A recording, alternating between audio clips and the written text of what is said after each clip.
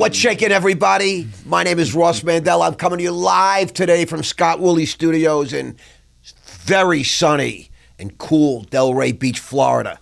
I got a special treat for you guys today. You know, we bring you all kinds of very special, very talented men and women. I try to bring an interesting vibe to this whole thing, and we're going to bring the comeback kid to you. A lot of people claim they're comeback artists. They reinvent themselves. This is Preston Ely. He is the comeback kid. Oh, man. I can already tell that nickname's going to stick. I can feel it. The power is getting in me. I can feel it. You are the comeback kid, and we are witnessing Preston 4.0. Is it 4.0? They say you've made and lost millions a couple of times. Yeah. True story? True story. Wow. Now, this guy has won Grammy Awards. True? True. Telly Awards. True. And we're going to get to the rest of his story. So without further ado, Preston, what's shaking, baby? Thanks for having me. How was the ride? He drove here from Tampa today. 3.5 hours. Just for you. This is Talk to us. I'm looking forward to our conversation right now.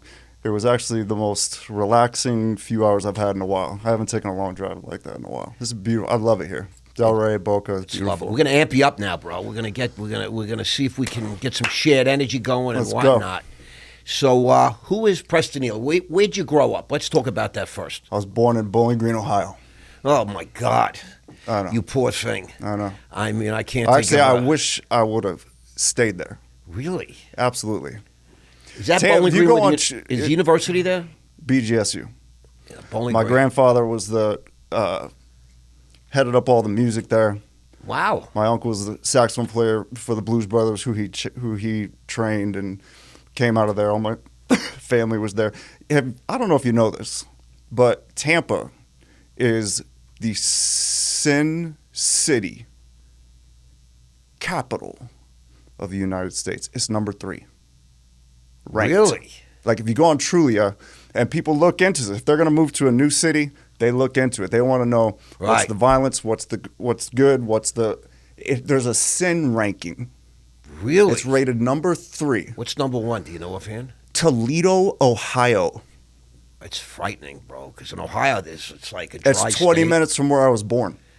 A lot of drugs, right? A lot of drugs. That's what it is. I don't know. I have no idea. That's what it is. I'm telling you. Tampa's What's a dark number 2? city. You know, not New Orleans. New Orleans. Yeah, New Orleans is the most sinful city I ever knew. It's dark. But I want you to know, Tampa was very famous when I was growing up, and the reason is it Mons was Venus.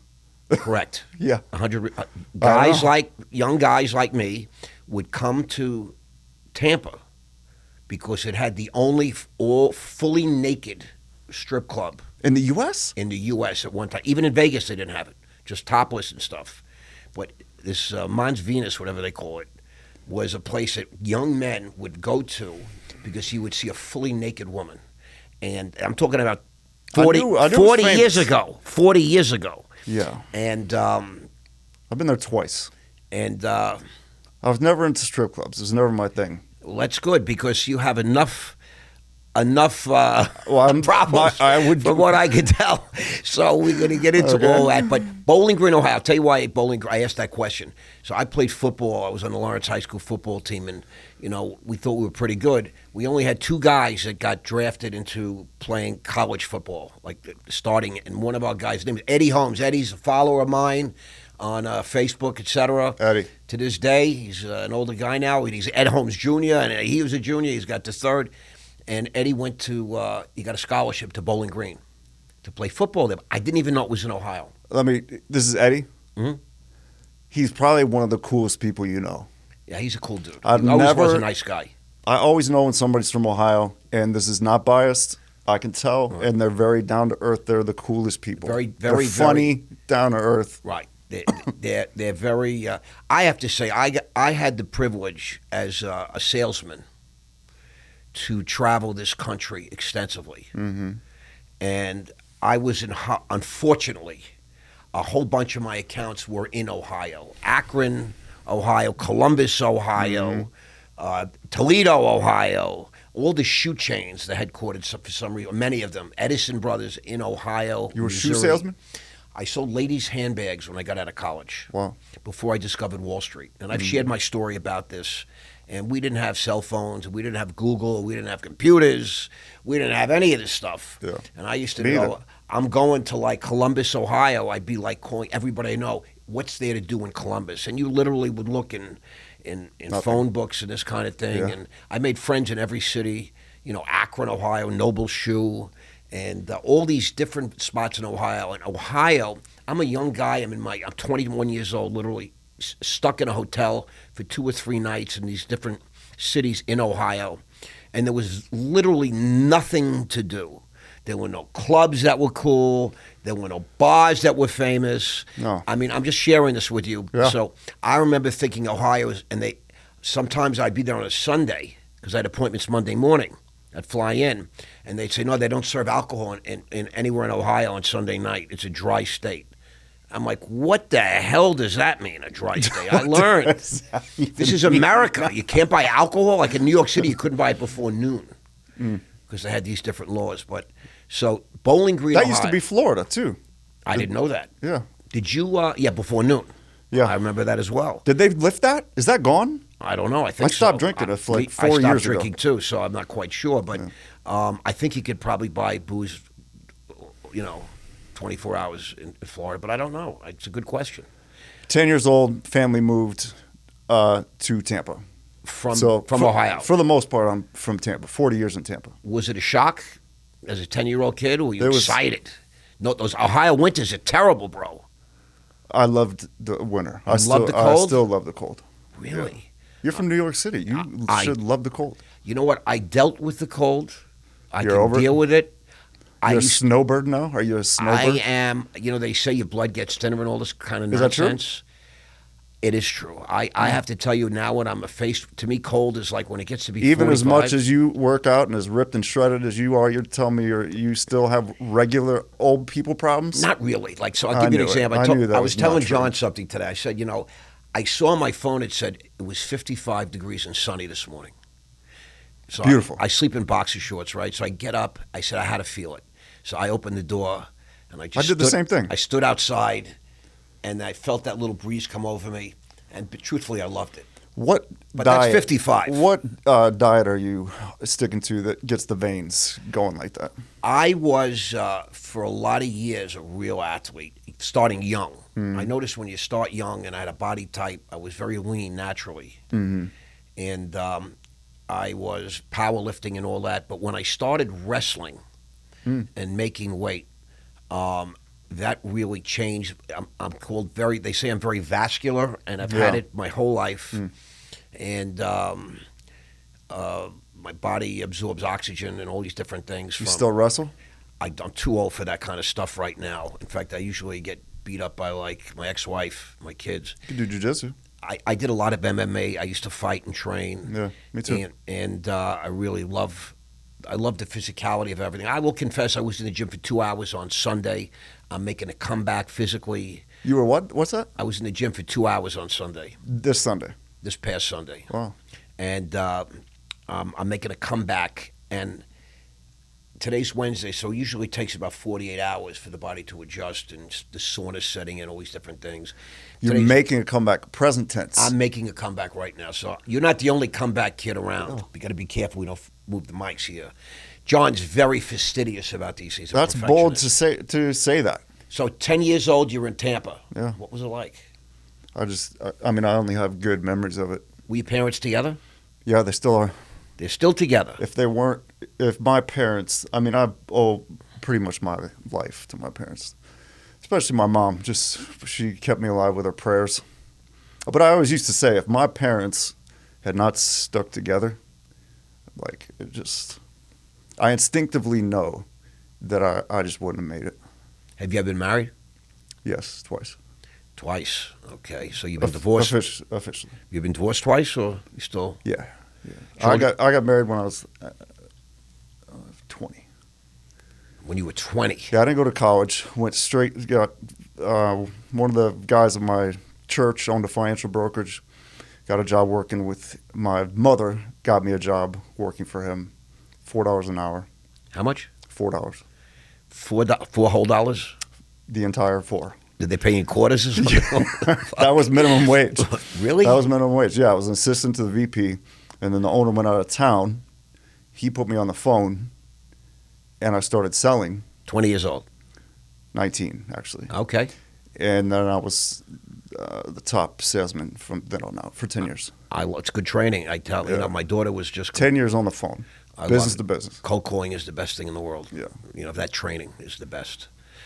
It doesn't matter who you are or what you do in your life. If you can get on the phone, if someone pushes you, it's a hard thing to do. Very hard. But the foundation. Correct. So, like, my foundation is so... The skills you develop. Anybody trying to make it and they haven't made it yet, I work with a lot of guys who have made it and lost it. Okay. But I used to work with a lot of guys who had never I've helped thousands of guys make it, that first success. You ever read the book The Second Mountain by David Brooks? I have not. If you're in the middle of a comeback, you must read that book. Okay. Huge. I think I know David Brooks, but I want to talk about you. He talks about the first hill of success. You're acquiring things, sure, I know. you're making your way. I did some deals with David Brooks, so you know. Yeah. But I just want to say like this. You're known as the comeback kid. Not really, I want to go back in your life. Well, you have the comeback kings, right? Well, yeah. You made and lost money. You made millions, right, in your life? Yeah, I'm not saying I've made a comeback. I'm saying whether I'm known as the comeback kid or not. You've made millions and you've lost millions. And now you're coming back now again. Lots of stuff, yes. So I'm just going to say, I'm with you in the present you tense. are the comeback kid, bro. I mean, what? You're only 49, man. You understand you're a child. Oh, man. And you're a child of God. So we're going to get into all of this. But what I want to do I like to understand where you got the ability to make the millions in the first place. Yeah. You know, a lot of people, they make success in this world, and then shit happens. Everybody's got a different story, but they lose it. They never come back. And they talk about it the rest of their lives. Yeah. I woulda, coulda, shoulda. Yeah. I was this, I was that. I had bad luck. I got fucked over. This, that, the other thing. These, to me, are excuses. Sure. That's how I look at it. Mm-hmm. Failure is an excuse. Okay? Failure is part of everything in life. Mm-hmm. But people use it as an excuse. Sure. It happens in a moment. Guess what? You know, you can mourn for it. You could feel bad for a couple of days, a week, and then you got to get your ass up and move forward. I want you to understand, I just spent 112 months in prison. The government wants to break me. Took 60+ million from me. Mm-hmm. Took my freedom away for almost 10 years, okay? Tortured me, put me to the things they did to me. Doesn't matter. Yeah. Now I'm free, and I'm building a company. I'm back, and I'm killing it. I'm going to help you. I love it. So the point of the matter is, it doesn't matter. Yesterday is ancient history, and tomorrow hasn't happened yet. What are we doing today? I showed up today. I'm doing a podcast, even though I'm doing 5 a week now, nonstop. Wow. And I just want you to know, you got in a car and drove across the state of Florida. I made that drive, 3.5 hours probably. Mm-hmm. You'll be driving 7 hours today. Yes, sir. Okay, so you're showing up today. Mm-hmm. You're going to try and move that needle, and that's what I'm interested to know. Who the hell is Preston Ely from Bowling Green, Ohio? And what's he made of that allows him the moxie, the nerve, the chutzpah, the balls to say, I'm coming back? Well, you just looked at me in the eye and said, I'm going to help you. I'll take all the help I can get. Me too. I'm not proud. Well, I already know you're going to help me. And I am 100%. I have mentors that are billionaires. I help them more than they help me. Well, anybody I've ever helped, that's the way it's got to go, has helped me more than I've helped them. And I help a lot of people right now, but they're helping me. If you don't have a mentor, you got a problem. If you do, and you want to keep them, and you want to upgrade your mentors, it's all about making their life better. 100%. You've got to pour into them way, way, way more than they pour into you. That's my take. And so here's my take on the whole failure thing. Some guys lose it all. Stay there. Excuses everything that you just said, right?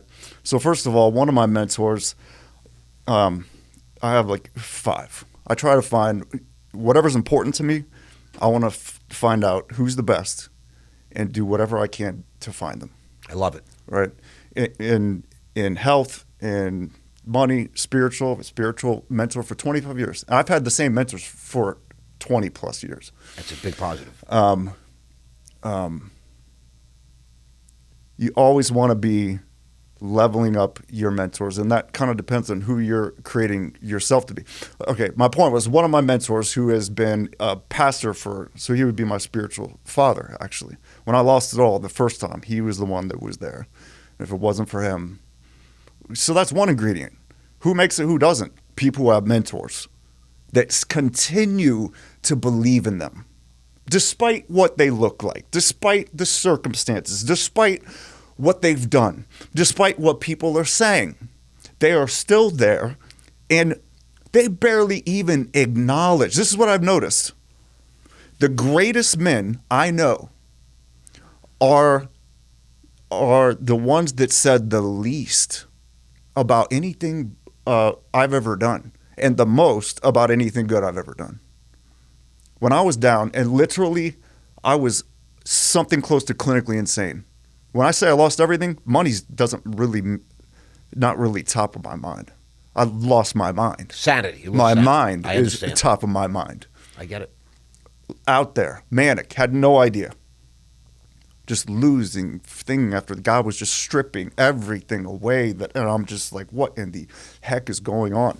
And we can get into that story, but what kept me alive, despite my mother's prayers, was I had these strong mentors that just didn't buy it.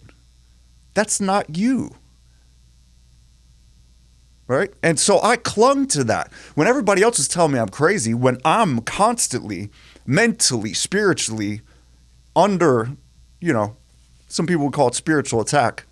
We're being accused constantly. If not us, then whatever. You're crazy. You're crazy. You're crazy. I had to fend that thought off forever. But those guys, they were the anchors. They were what I leaned on for that. If you don't have mentors going into crisis, you're in serious trouble. And at the very least, now that you know that, that's how you get out.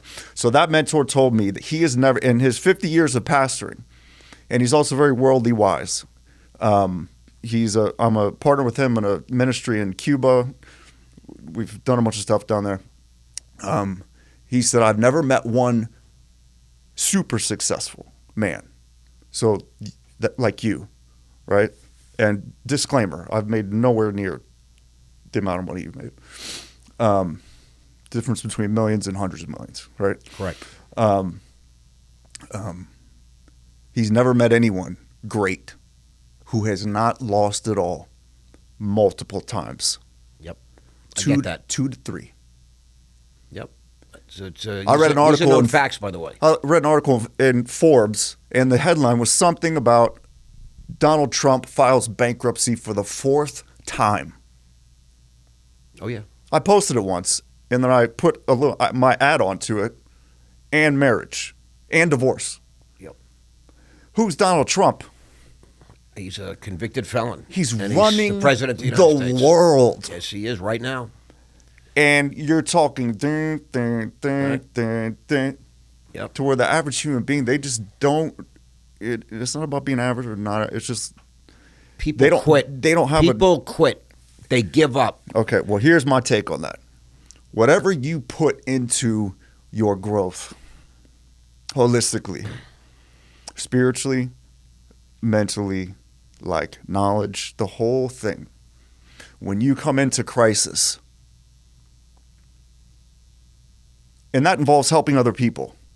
So the relationships you've built as a result of the growth, because you can't give what you don't have, right? And it all kind of goes together. That is the gas you have to make it through your crisis. And especially, most of the guys that I work with are in midlife crisis. Not the red Corvette and the blonde. That's the caricature that they want you to think a midlife crisis is, so that you don't address the real crisis, which is a spiritual, existential identity issue. The system has no interest in you addressing your spiritual man, right? I agree with that. This is my take, and this is what I've learned. I agree with that. And this is a Carl Jung. That's a Carl Jung thing. I agree with it. He coined the term midlife crisis. Yeah, I get what you're saying, and I agree with you. But I want to dial it back now. You're 10 years old. You're in Tampa.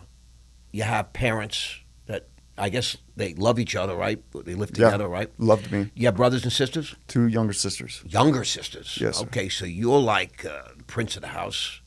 Your sisters probably worship you, and you know. I know when you're young, when you're kids, but as you get older, you know. I only had a brother, so I don't know. And I know that at some point, tell us about high school. Tell us about. I know we jumped up. We jumped to 19. Yeah. Right. You were connected to the church. So and your mother hooked you up. So your mother was connected to the church. Were you like an altar boy and all those kind of things? No. It was just like a non-denominational. They ran the. Do you have a religious educational background? Stuff. Well, that's a new thing. Like no. Okay. I had an encounter with Jesus Christ when I was 20 after I'd run my car through a telephone pole with no seatbelt. Should have died, didn't. And I'm like, okay, I should probably switch things up a bit. Would you say that you're born again today? 100%. All right, good. So But that goes in cycles. And that's a big thing that we need to talk about. I want to get to that. But now you're 20 years old. You're in the 19. You said you're in the church. They give you a phone. 19 I was out. 19 I was. Well, they're paying you $4 an hour. You were telling us they gave you the phone. Everybody there were people from my church, but I was not attending church at that point. I got you. But you were in the business end of the church. No, this was a financial brokerage that a member of our church introduced you to. Okay. Now I member of the church owned it. Lots of the people from the church worked there. Got it. I was a partier. I was like the worship leader's prodigal son. I got it. My parents did all the music, and for whatever reason, there was a lot of good things about that upbringing, and there was just something that just didn't sit right with me, and I just rebelled big time. So between 10 and 19? 16. You started using drugs and alcohol, would you say? Yeah.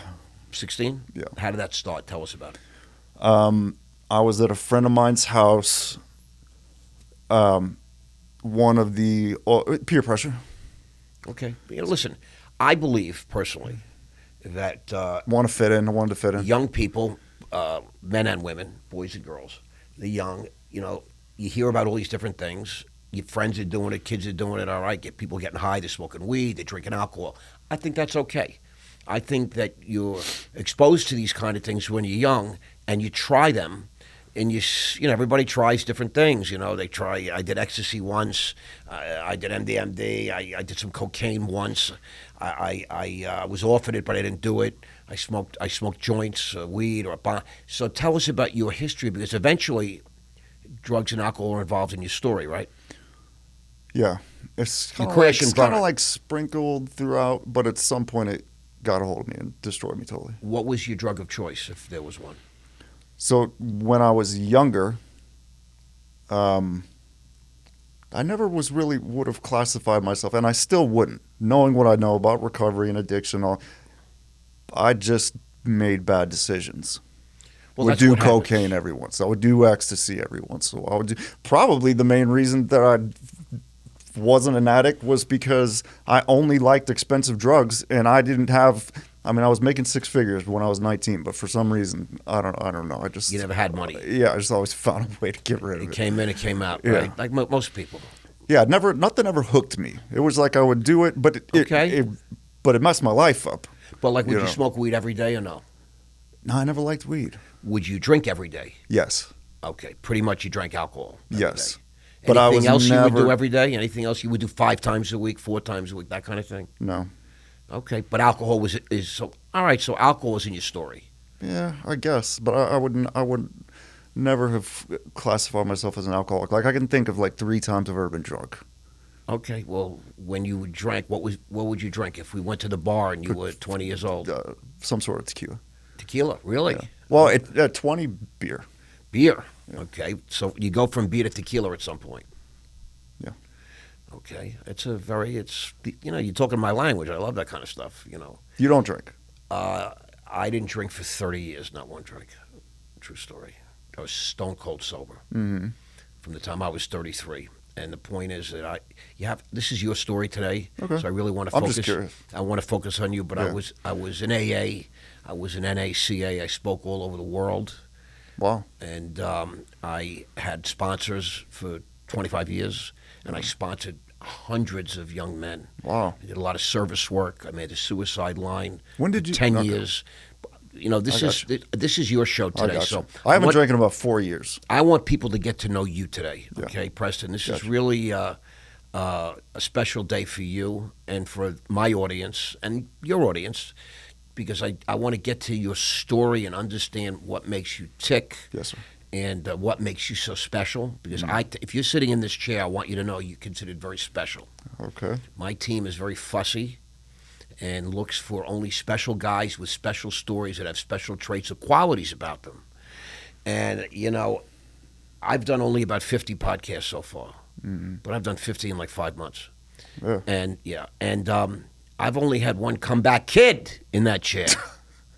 And I'm looking at him. He's a handsome dude. He's well put together, very thoughtful. He ordered some food and drinks delivered to the studio prior to getting here. And so... We need to make this so good that this skips the line and gets aired next week. Well, you know, we got a big line that's true, but we want to give it the proper attention. Yeah. You know what I mean? John is fastidious, and Nelson, I got a team of people that go through things, and we're going to carve up clips and collaborate and do all kinds of good stuff for you. Yeah. But you're going to be one of our Comeback King community members and mentors. I'm happy to do it. I'm happy to do it. If there's some way you can plug me in, I can be of service and help people. By the time I leave here. That's what God wants for me. I was a taker my whole life. Yeah, me too. I had big appetites.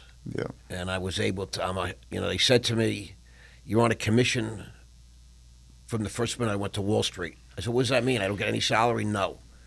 They said, yeah, I was straight I commission. said, only commission? They said, yeah. They said, you eat what you kill. I've never had a salary. You eat what you kill. And you know what? I became a stone cold killer. And I ate too well. Yeah. Fat as fuck. Bloated, drinking, drugging, the best restaurants, the best food all around the world. Yeah. But when I got clean and sober, that's when my life really, I had the life of my dreams for a long time until the feds came into my life. So once again, this is your story. You're 19, 20 years old. You're working for in this shop, right? And you're on the phone. Guys like us do big things, and everything's big. What kind of business was that? What were you selling at that time? It was a financial brokerage. We were doing commercial, like equipment, tech. Raising money for something? No, we would just broker the money. What does that mean? Explain that to the audience. People don't understand. So it's like a mortgage brokerage, but for businesses, right, to finance. Selling them equipment? Yeah. So for instance, yep, we would cold call. Everything was cold calls. There were no internet. I didn't even have the internet till 2 years into that game. I love it. I opened up the phone book. That's how I learned. So go ahead. I may look young as a comeback kid, but old enough to have experienced it. I'm glad I did experience that. You do look I feel young. like I grew up in like your 30s. The perfect time, like to be able to experience the way things were I didn't have a phone till I was 25. I didn't have a internet till I was 22. Crazy. So give me an example of the deal. I would call up a let's say a business that sells manufacturing machines, machine tools. Okay. And I would say, listen, this is Preston Ely from Suncoast Equipment Funding. I don't really remember my pitch, but it was essentially, I just want to see how many applications for, your products are laying around that your I don't know what that means. That your finance company has been declining. Right? I don't know what that means. I just want to fund them real quick. So when businesses go to buy equipment, right, they want to finance them. Right. And so they don't want to pay up front, the person selling, well, especially with leasing. We did leasing specifically. Okay. So it was a complete write-off, right? The payments and whatnot. Right. So that vendor, manufacturer, distributor, whatever they are, they have a relationship with a finance company. Okay. Sometimes several. Right. It's not that that complicated. So my job is to get a hold. My job was to contact those vendors Okay. and sell them on using us as the finance company. Okay, so you're selling your finance services. Correct. You And want we were a broker. We had a number of different sources. We had our own money. I understand. Now I And- get it. yeah. Okay, so you were providing better financing opportunities. Correct. For So- people that needed them to buy machine tools. I would and try to get the equipment. application. Some applications approved that Okay. their other companies weren't able to get approved, and then establish a relationship, take good care of them, so on and so forth. Where did you get your leads from? Do you remember? Or you The- just the said phone book. advertisements in the phone book, right? Literally the phone book. I understand. Okay, very cool. And how long did this go on for? Let's let that sink in for just a second, though, because people think life is hard and they got it bad and business is tough and the phone book. There's no such thing as a warm lead. Listen, I used There's to no such thing as an ad pre-selling and people coming in already generally inclined. Correct. Right? My opinion, most salesmen these days are order takers. Relatively speaking. Not just these days, always. Relatively speaking. Always. Well, what do you mean by that? They've always been order takers. most Well, people. I mean, I get what you're saying, but you don't have to do. If you see one of my sales letters, and if you watch that, you will know that the person has to do after that application's filled out is essentially take the order. So you fancy yourself, you're a salesman. I'm a good marketer. salesman. A marketer, okay. Yes. When I discovered, I paid my 10 years, 10,000 hours dues for sales, and I really didn't like it. But I was scared to get out of it because it was so much money, Right. and I didn't know anything else. Right. And it wasn't like it is now, where everybody's starting businesses. It was still the era where entrepreneurs are crazy, and it's risky, and it's so on and so forth. I read Rich Dad, Poor Dad. That changed everything, and I got into real estate and began marketing. Robert Kiyosaki, yeah, I get that. The beauty of that book is it makes you believe you can do it, and that's everything. It's everything. Everything. If you're an influencer, your job is to make people believe they can do it. That's it, for the most It's part. great advice, right? And I hope everybody's listening to this. You have to make them feel like they can do it.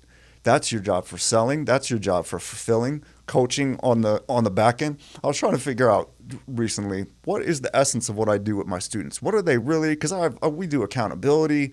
We're doing like different things in our calls, and I'm trying to figure out what do they really need, right? What am I doing here? I think, forget what the impetus was, but it was Empowering making people. them believe. Empowering them Yes. that they can accomplish what they're setting out to do. I mean, when I look back, how did I get into real estate? I tried for 3 years, couldn't do it. Got a mentor, did a $50,000 deal within a month. Belief Why? is the most powerful thing in the That's world. it. Belief. I was face to face. Virtual's good. Face to face is better.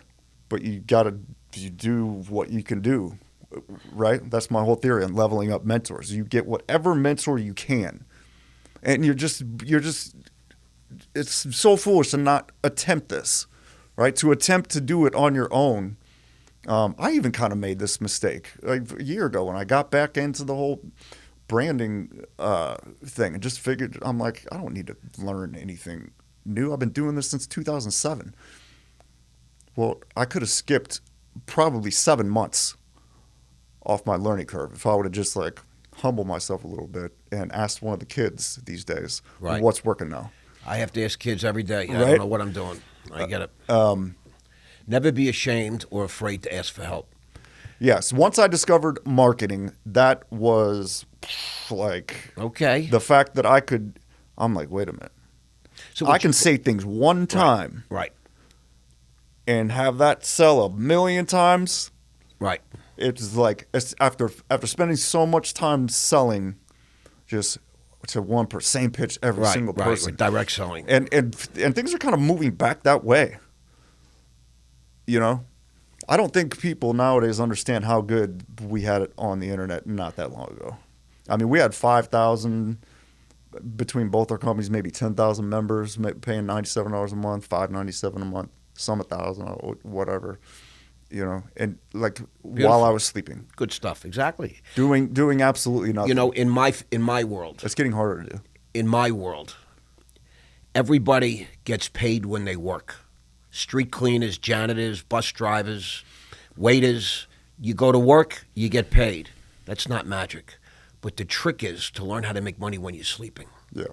And that's what I do. Yeah. So just so you know, so I get all this, and I'm hoping that people are paying close attention, because there's a lot of gems here. There's a lot of what I call $1 million nuggets that are coming out of your mouth. But you're 20, you start this minimum wage job. You find comfort in selling on the phone, and you're good at it, right? Yeah. You're good at it. You're now learning something about yourself. You're learning that you can get on the phone with people that you don't know, that don't know you. Yeah. You can make deals and get paid, right? That's an amazing thing. Yeah. Some people still don't understand this. You have to understand me. The people do not understand What's possible? what is easily accomplished. Yeah. People just, it doesn't Well, compute. that's because people are isolated nowadays. Well, no, always. Not Yeah, nowadays. that's true. Today, That's people true. have I've- access to things, even if you're sitting in Yeah, your home. yeah. I mean, I was in touch with about 100,000 people this morning. I never left bed. Yeah.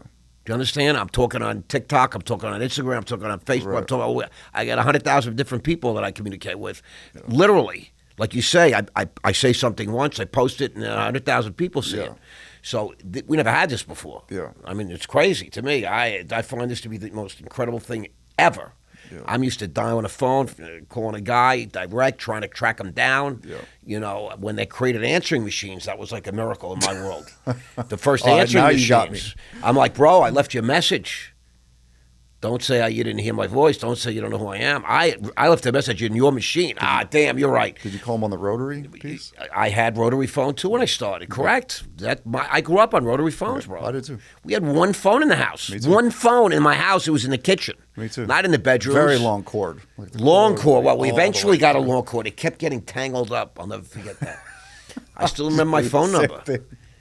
I still remember my phone. It's so crazy. So, all right. So now, you know, you're doing this job, you're 20, all the way to 30, 10 straight years? Yeah.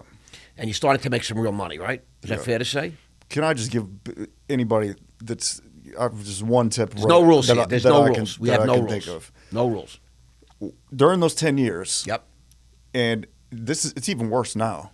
But my friends who went to college, I didn't go to college. I don't even think I graduated high school. When I was a senior in high school, I was selling steak and seafood and vacuum cleaners door to door. Okay, so door to door, in-person sales. I moved out. That's big. So what time? I was on my own at 17. Me too. 16 actually. I left 17 to be honest. Yeah. I got my driver's license. I was gone. Okay, so my friends who said I was dumb, would never amount to anything, and they were going to college, and they went to FSU and UF and whatever. Most of them didn't make it through. Some of them did, and some of them ended up working for me. But no matter what, they had 5 different jobs during the time I had that one job. Right? Which job? As a financial broker. I got it. Stick with the one freaking thing. Just stick with it.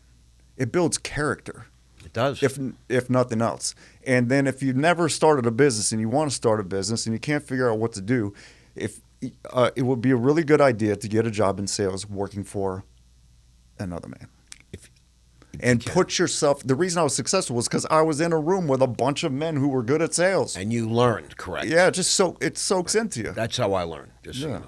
But mentors are the key. Yeah. To get to level up. I mean, it's always possible to do things on your own. But I had a series of mentors. Some of the most famous people. Most people can't do that. Right. Well, I had to ask people, can I sit in your office and just take notes and listen to you? That's all I did. And that's how I learned. Yep. Shout out to Mike Kavanaugh. Shout out to Daniel Dew. And Chuck Barrow. So now you're drinking. Now you're making money. You're a kid in Tampa. Mm-hmm. You got a job. You're making money. You're good at sales. 5-bedroom house on the golf course. Okay. Wife, 2 luxury cars. How old? All You got that. married too when you were 20. You said. Yeah. And you had Divorced kids. when I was 21. Did you didn't have a kid with her? No. Okay. You still in touch with her? No. Okay. So you divorced at 21. That was pretty quick. Yeah. You got a legal divorce? Did you have to pay her?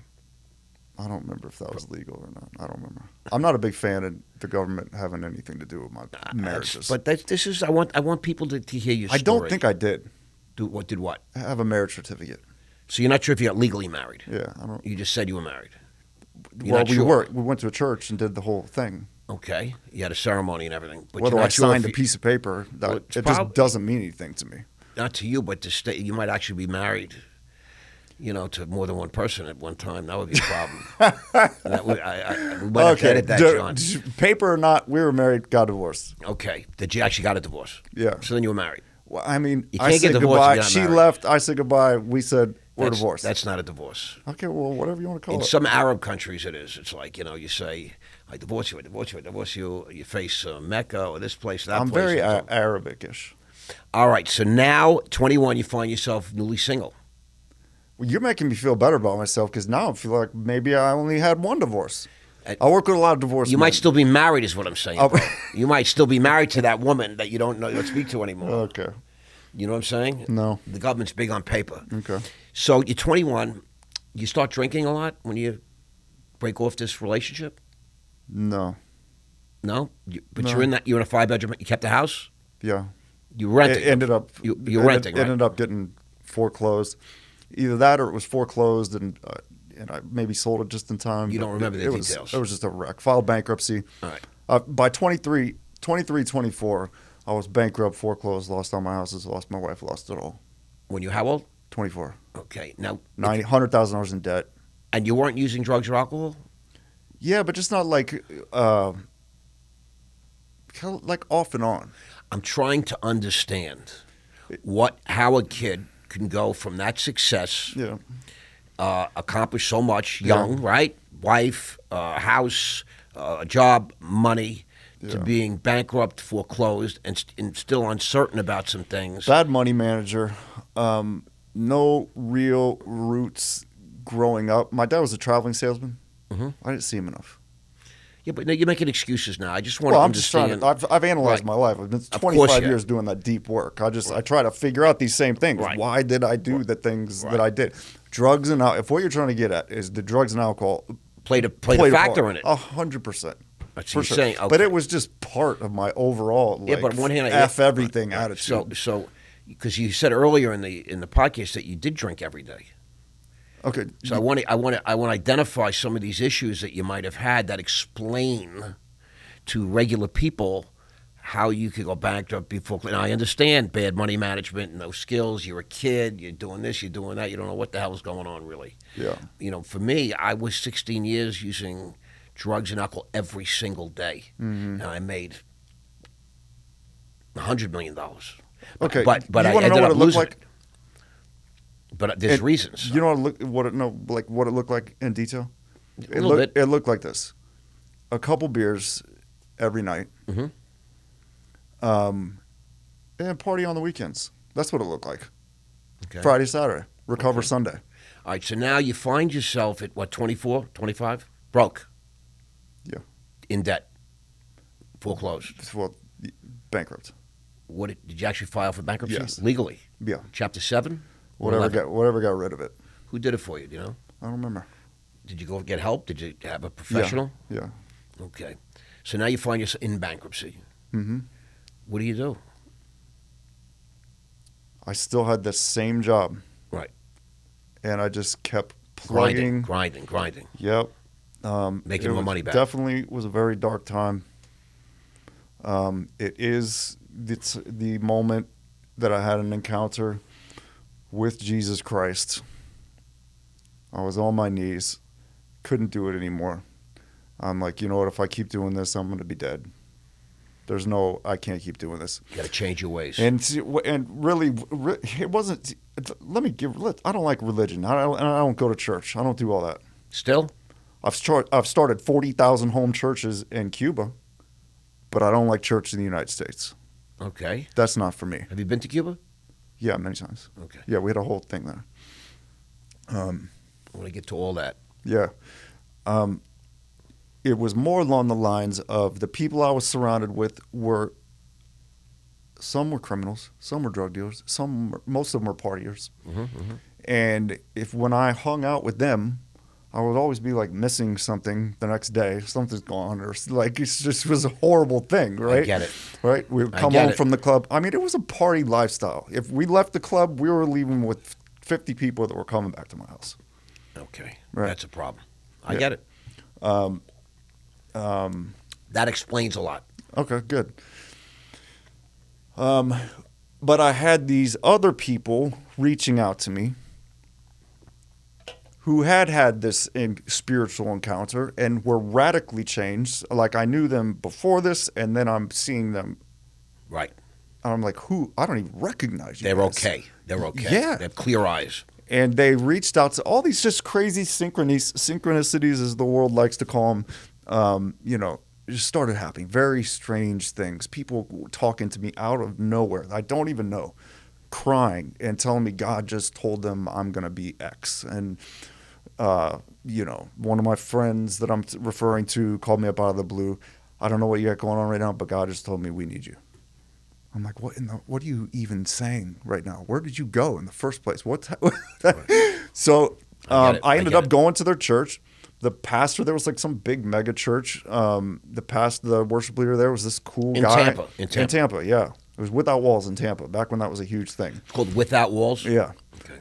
When I walk into that place, strangers are coming up to me and hugging me and loving me, and people are taking me with them to here and to there, and it was just like I'm surrounded by love. Good people doing good things. I love it. I'm like, well, that's a great part of my story. I should probably come here if for no other reason than you're welcome. Yeah, you're welcome. It was that love and community that enabled me to make that comeback, and that's the biggest trend that because I'm in the middle of my comeback too, right? I have a service and a call it a ministry. It's a business. Business is ministry. Correct. Right? I agree. If you're an entrepreneur, you're the pastor. I get it. I get it. Company, right? You're responsible for their lives holistically. My personal opinion. It's my kingdom, right? This is your kingdom right here, and you're ruling with grace and with love and with wisdom. And if this place flourishes, it's because you're flourishing. Correct. Right. And we see that happening throughout life. But what I'm learning right now in the middle of my comeback, right? It's just a matter of where are you at on the comeback. Are you at an 8? Are you at a 9? Are you at a 10? Right? The marketer in me wants to say, I made my comeback. You're back. You're right. And I have enough in place where I could bullshit that out. You can make that statement. But it might not be true. What I will say is I've come back enough to help guys get through their stuff. Correct. I see the matrix. I know why things have happened. I've overcome enough, right? I'm sober, sound mind, financially stable. Everything I lost, which was everything. I mean, I was homeless 2 years ago. 2 years ago? Yes. That's big. Okay. Literally. I went from a 8,000 square foot mini mansion to the floor of a vacant home. Okay. Yeah. And that would bleed into a story about my second marriage. But I want people to hear this because that's like a confession. It's your testimony, and I want people to know. This was my life or death moment. This is where I try to meet men. The point I want to make here is big fucking deal. Guess what? My heart's not bleeding because as long as you're healthy, as long as you're... I wasn't healthy, though. Well, that's the whole thing. But as long as you're, reasonably okay mentally and physically, you can come back and own the world. If Tony Robbins was homeless, Grant Cardone was homeless, Brad Lee was homeless. I bet you they all had one thing in common. They all have a lot of things in common. They had community. They had somebody that loved them. No, they were busted alone, sleeping in cars and shit like With that. Nobody? No, nobody. Okay. And they're all half billionaires today. I wouldn't have been able to do it with nobody. Me personally. Well, you're still young, but I'm just saying to you that I know nobody's got an excuse. Homeless is not an excuse. No fucking excuse. I know. Pick yourself up and let's go. Well, let's fucking go. Yeah. It helps if you do have the ability to reach out and ask for help from people that just maybe know one or two things that you don't know yet. Yeah. Right? There's a great expression. You don't know what you don't know. But when you look at somebody that has something that you admire, and maybe they have things that you would like to have, I used to go right up to people and say, bro, how'd you do this and how'd you do that? I hope you don't mind. And I get right in their space. Of course. And say, I hope you don't mind me asking. And accomplished men love to talk about themselves. Yeah. And so, that was my formula. But for you now, dialing back again, you're in your 20s, you're divorced, you're broke, you're foreclosed on, but you still got your job, you're still selling, and now you're welcomed into the church without walls. Breathe life back into me. And so the ministry of Christ, is that fair to say? And the people, the good people that practice, welcomed you with open arms. Yes. And that gave you a little boost, a jolt, right? That's the only way I made it. It's the only way I made it out of the situation I was just in 2 years ago. Isn't that wonderful? And it's so important. I always say, if you're looking for bad in this world, you're going to find it. That's true. There's bad everywhere, boy. There's a lot of good. I used to fly into places like Ohio, go to some hotel, Hyatt hotel. Find something bad in Ohio. I found the drug dealers. Within hours, I found drugs.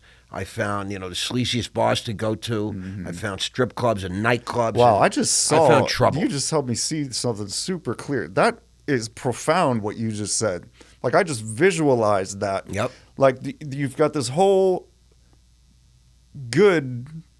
there's all this goodness everywhere. Yep. But you're drawn to these bad pockets. I can find the bad instantly. But in your mind, you see the whole frame as bad. Well, I found bad, but you want to know what? But that colors your picture of the whole thing. thing. And when I was shocked that when I changed my life and I was in recovery and I'm sober in this New York City, I leave rehab for 24 hours and I go to a meeting and I'm instructed to stand up, introduce myself, and say, my name is Ross.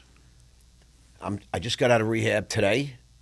I don't know anybody in New York City that's not a drug dealer or a hooker or a pimp or a problem. I don't know anybody that's clean and sober.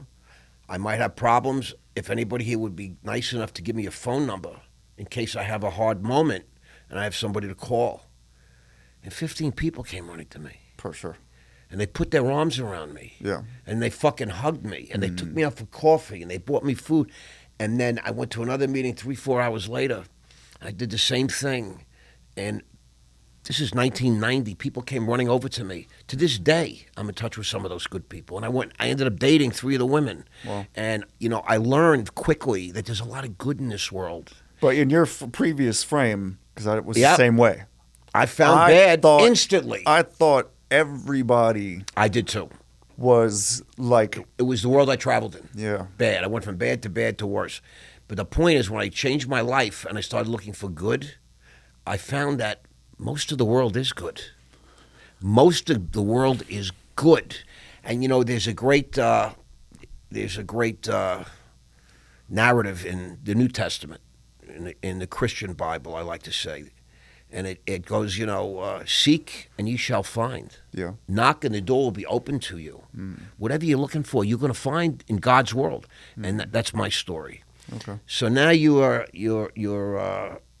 let's say 30 years old, and now you did 10 years in the sort of financial 30 years old, business. Real estate's blowing up. We're talking 2003-ish. Okay. I started trying to figure out real estate. Yep. My personal trainer, and I just could.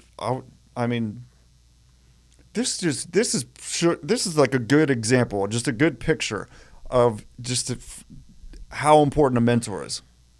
Because I spent 10 years as a financial broker. Correct. And now I'm trying to flip a house. Yeah. Like, make a deal with hey, I'll buy your house, and then find some other person who will pay you. Right. Like, it was just, I was already a broker, so the concept wasn't new to me. Correct. I'm like, okay, what? But I still couldn't do it. Well, you didn't know enough yet. I didn't know enough. That's true. Yet. But I spent 3 years reading books and doing this and doing that. Okay. Within 30 days of getting a coach/mentor, I quit my job a couple months after that. I get it. Right? I get it. 3 years, man. And then instantly with a mentor or a coach. Right. But picture that's with 10 years solid business experience. I understand. Still couldn't do it. Well, you should have known to get help for 10 years. How'd you learn that business? That world didn't exist back then.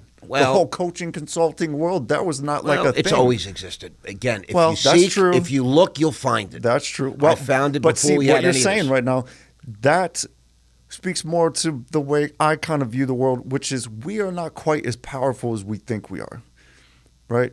You're only as powerful as what you know, and you only know what you know. Correct. I understand. I get it. Right? And so I didn't know that even the coaching consult. So let's say Dan Kennedy existed back then. I didn't know that. I understand. Right? You're Today- doing everyone. This is the way I view it.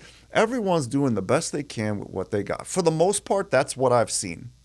I know you've seen a lot of crazy stuff. So, But that's fair to say. It's not universally true. That's fair to say. But even some of the worst dudes were probably doing what they knew to, They knew bad things, I mean, right. they're still going to be held accountable, but still. I get it. I have a lot of grace for people, and I just really believe that we have less control than we think. We have way less power. You know we have way less power.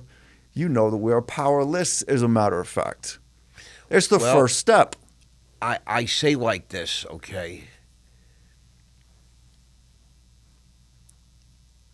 We're more powerful than we would ever believe. We're so powerful. In a sense. We're so powerful, it's frightening. However, we are powerless over certain things. Mm-hmm. And the funny thing is, most of us have no idea of what true. We're so powerful as people, as human beings. We don't understand when we run into something, we were not powerful. I was very powerful over many, many things over the course of my life. Where'd you get that power? I don't know. It's just something that I was able to develop through a personality that It wasn't given to you? that pushes. No. I came from nothing. I was on my own. I was homeless, and I just slept in people's houses when I was a kid. And over time, I developed a way, because of my appetites, I learned how to get. But you were flying around the country when you were 19. No. In my 21 years old. 21. I got a job. My job gave me that. I got you. And Oh, you went to college? I went to I college. got you. I graduated, finished 3.5 years, never went to class, cheated my whole way right through it. But because I was with a crew of guys that were those kind of guys. You know, we were fast guys, we were very aggressive. And again, it's more like mentoring, right? The way I got to Wall Street, the way I got into sales, the way I learned how to do this, the way I learned how to do that. I latched on to people that had more than I did and that knew more than I did, and I wanted to learn. And I knew I'm a big believer in the monkey see, monkey do principle. 100% mirror neurons. All right? If you can do it and you're willing to show me how you do it, Yeah. I can do it. I'll learn. And I like to say this, most things are not brain surgery, and most things I are was not just rocket thinking science. about brain surgery and rocket science. But I want to just say now. like this to you, right? That's how you learn those things too. That's true. Some guys go to school, they don't know shit, and they follow the teacher, and they learn, and they get, next thing you know, they're doctors, next thing you know, they're in the surgery suites. That's true. And they I've learn never thought about it from like other that. people. You can do it, I can do it. I don't necessarily want to do that kind of stuff, but you can do it, and I can do it. And Even so, doctors and attorneys got coaching and consulting. 100%. I've never really thought about it Do like you know that. that's why they say they practice law and they practice medicine? Because you never know it. You never get it right. Even the finest of all say, we practice medicine. Yeah. You don't hear that in other businesses. And accountants don't practice accounting. It's very precise, right? But they practice law and they practice medicine. So there's a lot of things that you don't know what you don't know in this world. Well, So we're practicing comebacks right now. well, I'm not practicing. Okay, me I neither. am an expert. Me too. I'm the comeback kid. You were the comeback kid. I'm more like an old man already, so I'm the old man coming back again. You're a comeback king, I'm a brother. You just reinventor. don't know it yet. I've been reinventing myself over the course of my life. But so now you are in real estate. You learned how to flip a house. Made $500,000 my first year and Buying and selling, or buying and holding. Or, wholesaling. I had like Wholesaling. 15 rentals or something like that, and I didn't like it. I sold them all right before the market crashed. I love that. I had a guy here the other day. We did a remote. He's got a big pocket. It's Brian DeVoli. Brian, what's shaking, baby? Got this Big crazy beat. beard. He's got this crazy in Vegas. He's in Vegas, but he's a California kid. and he does 100 deals a year, wholesaling, just flipping, buying and selling. That's a lot. He really broke it down for us. And I see how I ask questions. I want to know. I want to get into the gritty, the nitty gritty of you. All right. So 2007, it started getting harder, but I wasn't sure why yet. I wasn't sure what was going on. Right, I get it. Well, the truth is, September 2007, the bank stopped lending. I get it. That's why. Well, that's it the started main getting reason. it started getting hard. Well, I mean, on a surface level. Banks realized they were going broke. Right. So, man, see, when I look back, it's like, how did you do that, Preston? How are you successful? Man, like what I'm about to tell you right now, it was fortuitous. By doing. You just did. You put your foot in the water and you went in. Yes. You did. You didn't think about it. You didn't plan it. You're not a very structured type of guy. Okay, so this is a big deal because I'm dealing with this with several people right now. Right. Well, what if this, what if that, how, I don't know what's going to happen after I do. Look, none of it matters. Even if the decision, even if the first step is the wrong step, even if it's the worst step. Jump in. All that matters is you take the freaking step and you don't stop stepping. That's it. Just get in. Get in the water. We'll figure out how to swim next. They just throw people in the water and they see what they do, and that's how they learn. Favors the bold. That's it. Fortune favors the bold. Correct. So I'm trying to figure out where you won these Grammys and how you won these tellies. Okay, so things start getting challenging. I had a friend of mine from high school hit me up. I had a buyer's list in Tampa because I was flipping houses all over the place. Now you're in the business, right? You're in the business. I'm the biggest money. One of the biggest wholesalers in Tampa. The main outlet where everyone sold all their houses online. By this time, the internet's getting going, right? Right. Social media is blowing up. I was their number one top distributor for like 3 years. Wow. And so this friend of mine who was on my buyer's list, I didn't know he was on there. He dropped me an email, said, "Listen, I need to meet you for lunch." Met him for lunch. He said, "I'm about to send Rich Dad Poor Dad $35,000 for coaching." Robert Kiyosaki. Real estate coaching. Wow. Yeah, they have I think they outsourced it to Russ Whitney at the time. Isn't that cool? I'll tell you something real quick. You know Russ? I have a store. You should interview Russ. You'll hook it up. I have a store on Lightspeed, Brad Lee's platform. Yeah. My store, it's called Ross Mandell's Wealth Academy. I saw it. I sell the wealth formula. Right now it's on sale for $297. You should buy it now because it's about to go up to $1,000. Right now. About to go up to $1,000. Midnight. But my store is right next to Robert Kiyosaki. Oh, yeah? Yeah. And I love it. I'm between Robert Kiyosaki and Grant Cardone. I love that.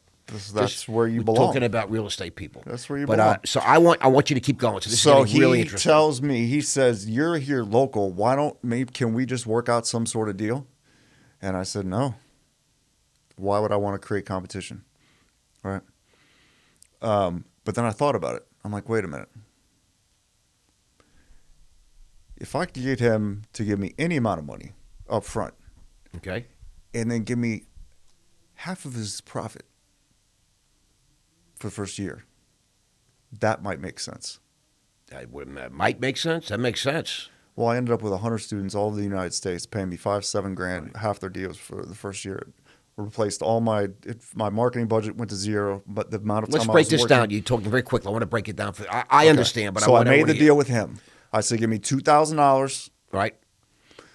We're gonna split your deals for this month. You're gonna split what? Your wholesale deals. I'm gonna teach you how to buy and sell houses. You're gonna go out and find the deals. He's gonna put up the money. other guy is. Russ? No, Russ is a different story. Okay. This was a friend of mine, Andy. Okay. He's going to go find the deals. I wrote a book that ended up selling 20,000 copies. You wrote a book? Yeah. When I wrote it for my students, how to flip houses. Okay. Flip your way to financial freedom. Okay, good. But it was originally the manual that I would give my students. And it started out with that one guy offering to make some crazy deal that ended up turning into the source of my income for the next 3 years, a home study course where I taught people how to do that. It's called Instant Guru. It's no longer it's a business I exited. I think you could find it in realestatemogul.com possibly. And like countless people have made, I don't know how many millions of dollars doing exactly what I did. What you taught them. I don't know anybody else that had ever done it and or what? And that parlayed into internet marketing. And it used to be called internet so marketing. now we're getting somewhere. Because now I'm bringing in all these students. I'm starting to see. I You're went to a teaching big now. seminar. How did you get these students? Let's go back to that. I had a buyer's list for real estate. Okay. And? So, okay, here's the difference between goodness and greatness. Instead of just putting out the houses, here, I got a new house for sale. Okay, here's what made me successful.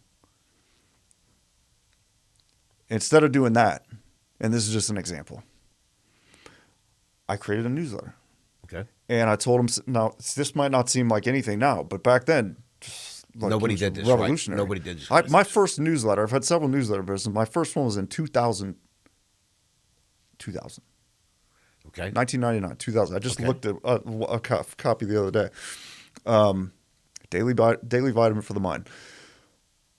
Inspirational quote, share something about my personal life. Here's the deal of the week. Teach them something. And then I just started putting, after I made that deal, I'm like, well, let's see if I can repeat this. I'm still, I don't know why I'm missing this. You have this buyers list. Yep.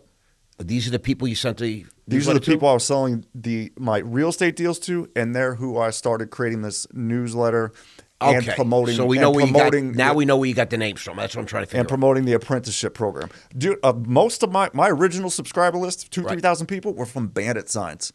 The first time I launched an ebook, I launched it with Bandit Signs. What does Bandit Signs mean? It's those yard signs things that I buy houses. They'll stick them in the freaking thing. I never even heard that expression. That's cool. Really? Yeah. Well, because they're illegal. So bandit signs, you go out at night, and we would put 100 of them all over Tampa. I buy houses. Really? Yeah. And that's illegal. Yeah, we would get fined, and then we would just take that off our You're marketing. talking, I'm a known criminal according to the government. I'm just saying, we took it off our marketing budget. I love we just accounted. It was just a marketing. I love fee. that. All right, see, I'm learning now. This is really cool. Bandit signs. You put up signs all over. Anybody needs to make money real quick. Grab a bandit sign. Right, I'll buy your house today. It's cash. cheaper than fucking advertising on TV. Put your phone on number. Side of buses. Go stick it out somewhere, and when the people call, just I don't know. All right, that's pretty cool Look me up on stuff. Instagram. I'll tell you what to do. I love that stuff. So, what is FreedomSoft? FreedomSoft was.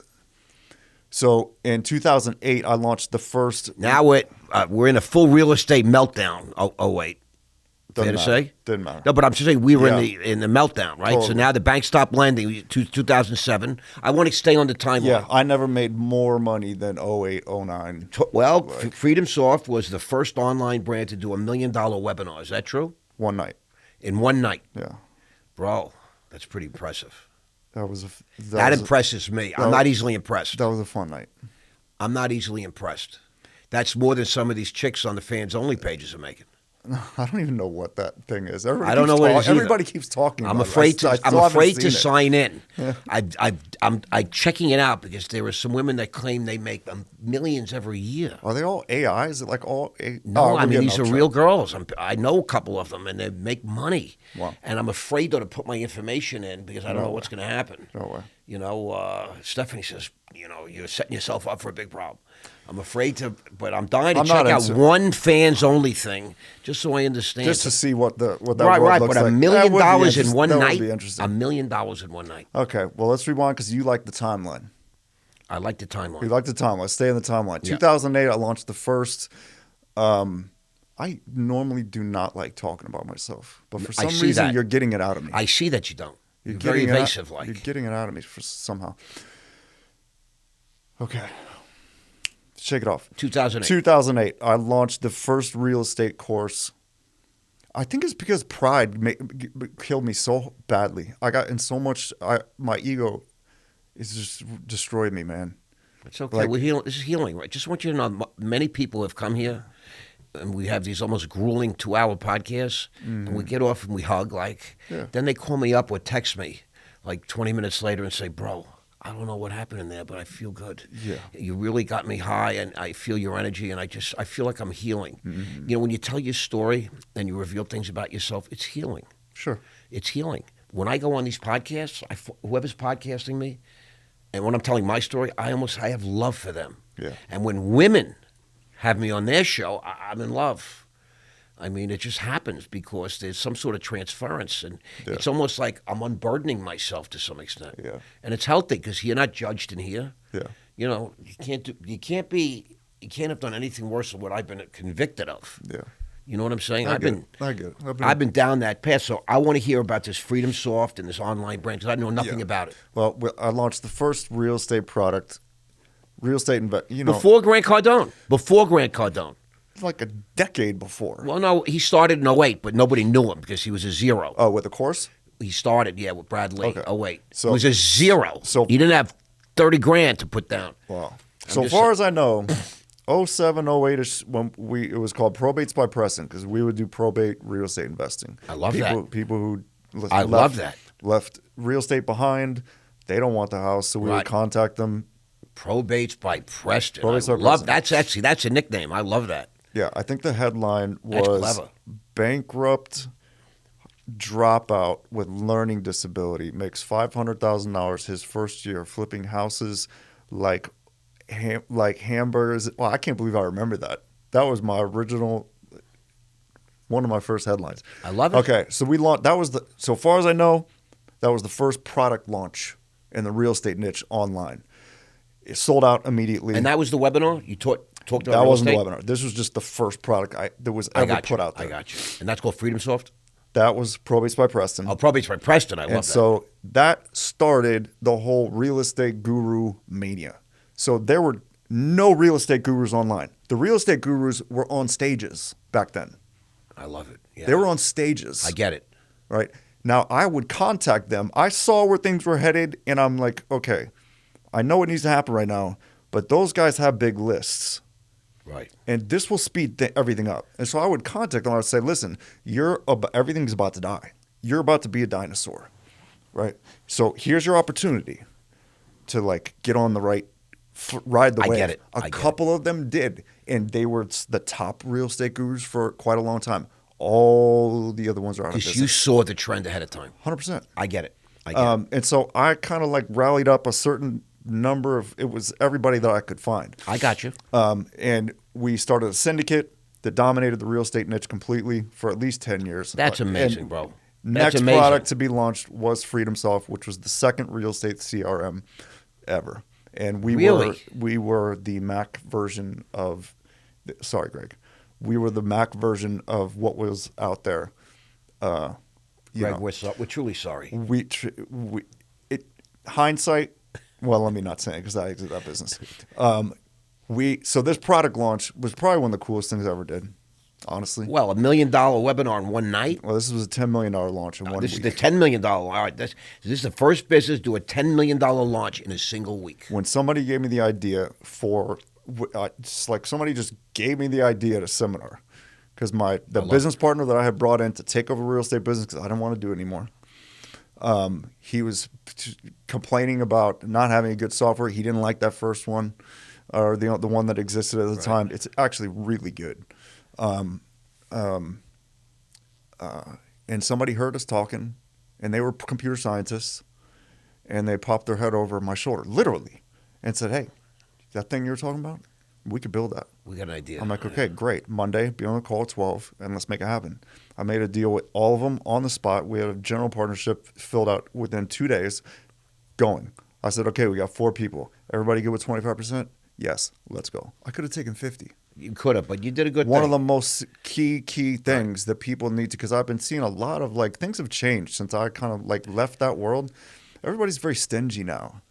Back when I kind of was running things a little bit, things were fun. Things were, if you want an affiliate to promote your stuff, give them 50%. I get it. Right? I get it. Give them 50%. I'm in. I could have taken 50% of FreedomSoft. I didn't. You didn't. I didn't. I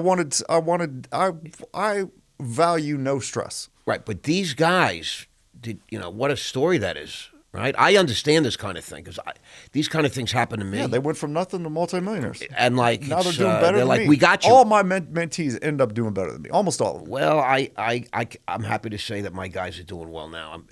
I've changed the trajectory of every life I've entered. Heck yeah. Every single life. They called me this morning. Guys are $1 million deals. He's a builder in Tennessee. And he's like, bro, I'm building this house for a major movie producer. He has the biggest house in Knoxville, Tennessee. I'm building him something now new. And can I share? Can I tell him about our relationship? Can I share with him what you were doing? I said, sure. We had a talk this morning. I said, I got to go meet the comeback kid. Who's that? I said, his name is Preston. He's coming from Tampa. What a story. So you did this. This is great that you're talking about this, about let's get the deal done. Yeah, you could have taken 50. But a lot of people that I meet in the world, they're big. They fancy themselves big negotiators. Yeah, I come from Wall Street and all that. Yeah. Sometimes I say, look, bro. If you try to milk everything, right. Then here's what happens. People lose Ross, an appetite as soon as you slip up, right, they cut your throat. They'll destroy you. Right. Whereas I built up so much goodwill. This is another thing. On your way up the success ladder the first time, be nice to the people because you might run into them on the way down. Dude, I've done that, and that's why I'm as okay today. As much social capital as you build, and don't extract that's from. Right from the wealth formula. And is it really? The value of capital. I teach people, what is capital?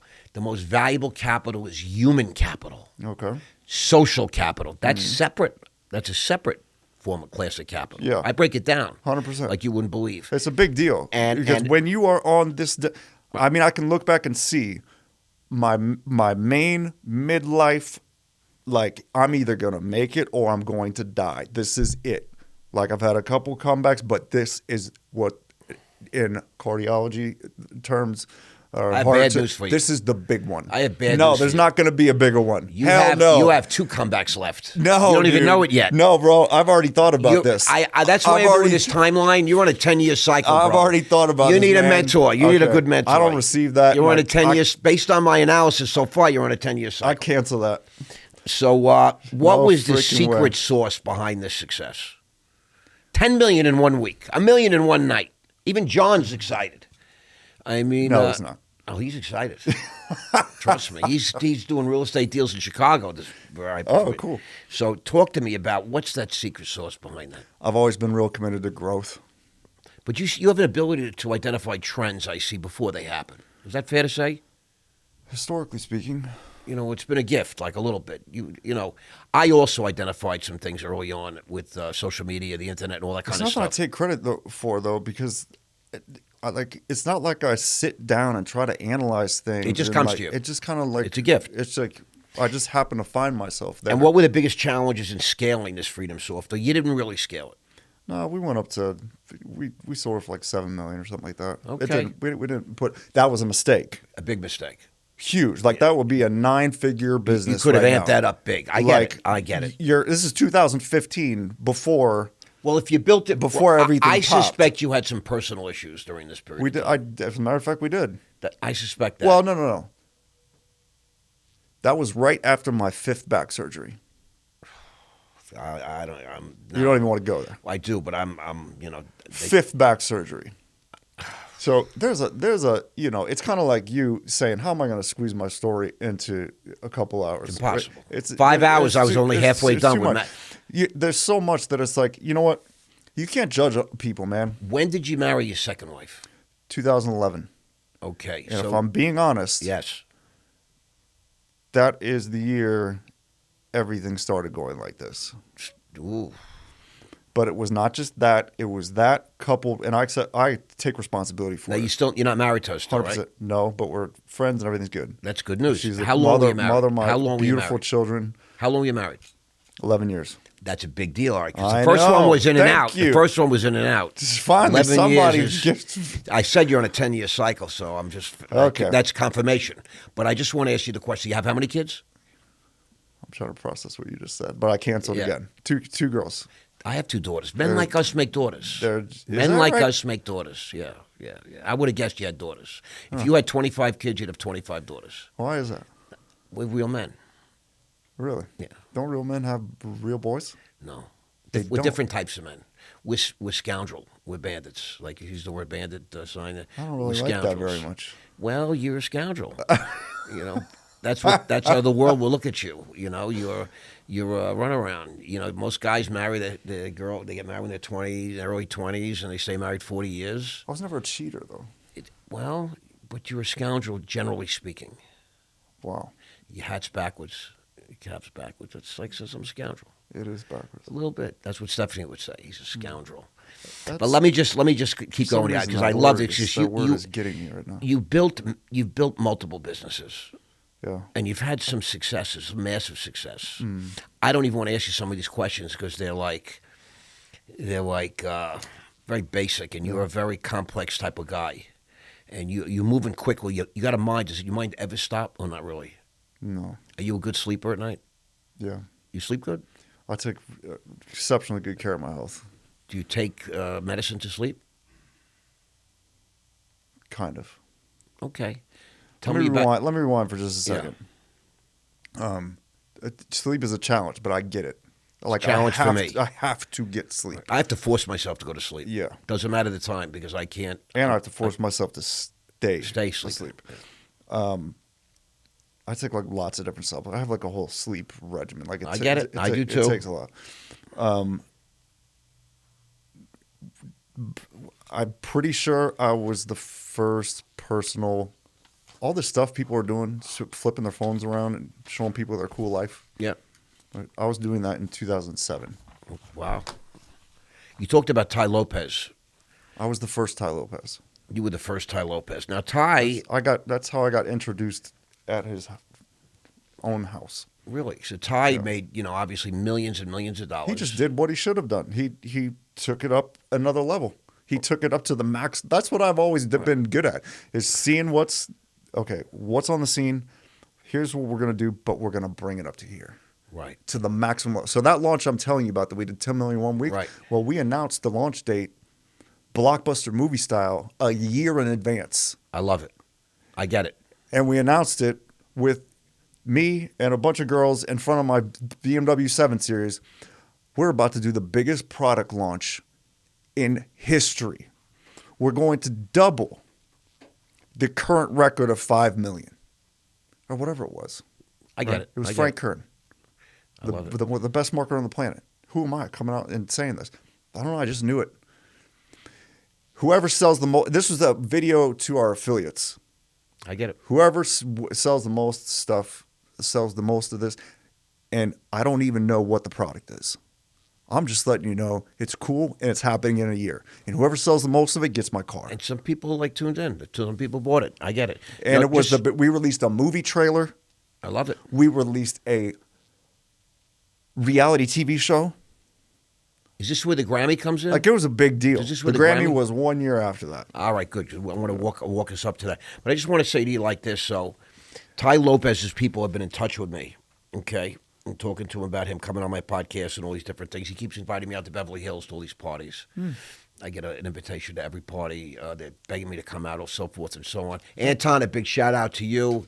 Basically runs Ty's day-to-day stuff. He's a smart guy. And but I could tell you that he is on the comeback trail. He is. Ty, I'm told, is lost. He had some challenges. He lost over $100 million. I'm told. Now, I don't know if that's true or not, but my people seem to be right on the money with all these kind of things. Well, he's done a damn good job. Yeah, he's I mean, coming back. Well, it's actually anytime I see the stuff he's doing online, I have a lot of people criticize him. You can't always believe what you see online. I'm just going to say like this. I'm a Wall Street guy, and well, I know people that know him. I kind of have a little bit of a gauge. Yeah, you probably on it, like I understand, but guys like me, I made $60 million in one day. It blows me away when guys like you are even messing with this world. Well, that's the whole thing, right? Because guys like me, I get it, man. Like, I don't even really belong in this conversation. Right? Guys like me sit back and we sell billions of dollars of product. It's like, $1 million in a night. That's cute. Billions. Yeah. But you know Ed Coble, Ed DeBartolos? Yeah. Okay. Yeah, I don't know him well, but I know of him and I met him. That's my mentor. He owned the San Francisco 49ers. Yeah. Yeah. The world, my world, turned on me. That's how I feel. The government charged me, prosecuted me wrongfully. They needed sacrificial lambs after the crash in 08-09. I was told I was cleared. I was done. Wow. I sold my company. Big guys bought my company. Wow. And they met with the U.S. attorney in 08. My biggest payday was March 31st of 2008. I got paid out. How much? The government's big money. The government said they're not going to indict Sky Capital, and they're not going to indict Sky Capital Enterprises, all my 8 portfolio companies that I owned large percentages of and was on the board of all of them. Mm-hmm. And that was in March of 08. By July of 09, all the banks, the institutions, Citibank, Goldman Sachs, Morgan Stanley, J.P. Morgan, the most venerable institutions in our country's history, all went bust. Every one of them needed a bailout. AIG. I did a TV show with Jesse Ventura about. Have you forgiven everyone? What a scam. Me? Yeah. Or is this still? I don't have the rage or the vent or anything like that. I don't look at it like it's forgiving. But the point is, people wonder why I would do what I'm doing, because I want to sort of peel the curtain away and let people know what's really going on in the financial world, because there's nobody talking about it. Because you know why? They pay everybody off. Yeah. When you're making $100 million a year, $200 million a year, $50 million a year, you shut your fucking mouth and you say thank you. There's nothing to talk about. Right. For some reason, I get where you're going with this. For That's some so reason, true. they kept coming at me, and they kept coming at me because I'm a disruptor. I'm a disruptor. I'm in the social media game. I'm going to be a disruptor, and I'm a disruptor. I was a disruptor in the industry. What was your relationship with the Wolf of Wall Street or whatever, the Jordan Belfort or whatever? When I was making $200,000 a month, he took a job at my firm for $1,000 a month. Wow. And he hung around guys like me to learn, how do I pitch, how do I close, how do you do this? I was making literally $200,000 a month. Wow. And he became a very good salesman, and all he did was repackage what we taught him. Yeah. And he calls it the straight line method. He does this whole video about how he had this magical night when it came to him. All he did was repackage the Lehman method of selling. That's it, which is the most advanced method of selling. You see, a guy like you is a great natural sales guy. If you had the sort of Wall Street training, you become a ninja of selling. Yeah. You become a black belt, because these guys have been studying and practicing and rehearsing and scientifically measuring every single aspect of sales since the beginning of time. Wow. And so people that have that sort of training generally go to another level. Did you get that kind of training? Oh, yeah. The guys that invented this thing, 3 of them were my mentors. There were 7 guys that created this in the history of Wall Street. Gotcha. And I had the privilege, just timing. And I had the benefit of that sort of advanced sales training. And then, of course. Do you train your sales or no? I'm planning to do that soon. Okay. Because nobody can train a room like I can. There's just nobody. I mean, it's just my thing. Yeah. But I understand that at such a high level, I have to break it down so that somebody can get it. But it's not magic. A lot of it is repetition, and I feel like a lot of it's frame control. Well, it's partially, but you have to. There's here's the interesting thing, and I'm going to go back to you. So when I want to sell you something, and I open up a pitch, right? There's only a certain amount of objections you can make. There's a lot, right? There's a lot of guys are clever to skate out of a deal. But it's finite. It's not infinite. Right. There's a certain amount of things that you can say to say no. And when I talk to you about Wall Street Advanced Sales Training, they've created a book, dossier. Every single one of them. Every single objection that exists and known to man. That's freaking crazy. It makes so much sense, though. And it's like a giant book, and it's the Bible, Is that book sold anywhere? No. Wow. You're crazy. You can't even buy it. And gosh, that's nuts. And once you understand an objection, there's maybe 3 or 4 pages in the book to show you how to overcome that objection. So the first thing in sales, guys you object, and I try and say, it's not important. Like I try and bulldoze through it or ignore it or act like we welcome every objection. I'm glad you asked that. Preston, I'm so happy you brought that up. Let me explain this to you. and we just go into one of the 30, overcome objections that we have. And in order, one of the big things on the street was to be able to get in the book. So guys are really creative. You say, well, I have to ask my wife. I don't buy anything without my wife. And, Ross Mandell was actually three mentions. There were three things that I just came up with in the middle of the battle, with the trying to make the sale. Oh, you want to get your thing. If you are recognized in this book, you thing. have accomplished something. Wow. Because you have the greatest salesman in the history of the world. Yeah, you came up with something new. There were three, in me that objections that That's awesome. overcome objections that I'm quoted in. Yeah. So I just want to say that you as you're obviously a very, very good sales guy, but you made a very I important. didn't get any training. No. Right. Well, just by doing, right? Yeah, And that's guys it. in the room. But you made a very big distinction, I noticed, between selling and marketing.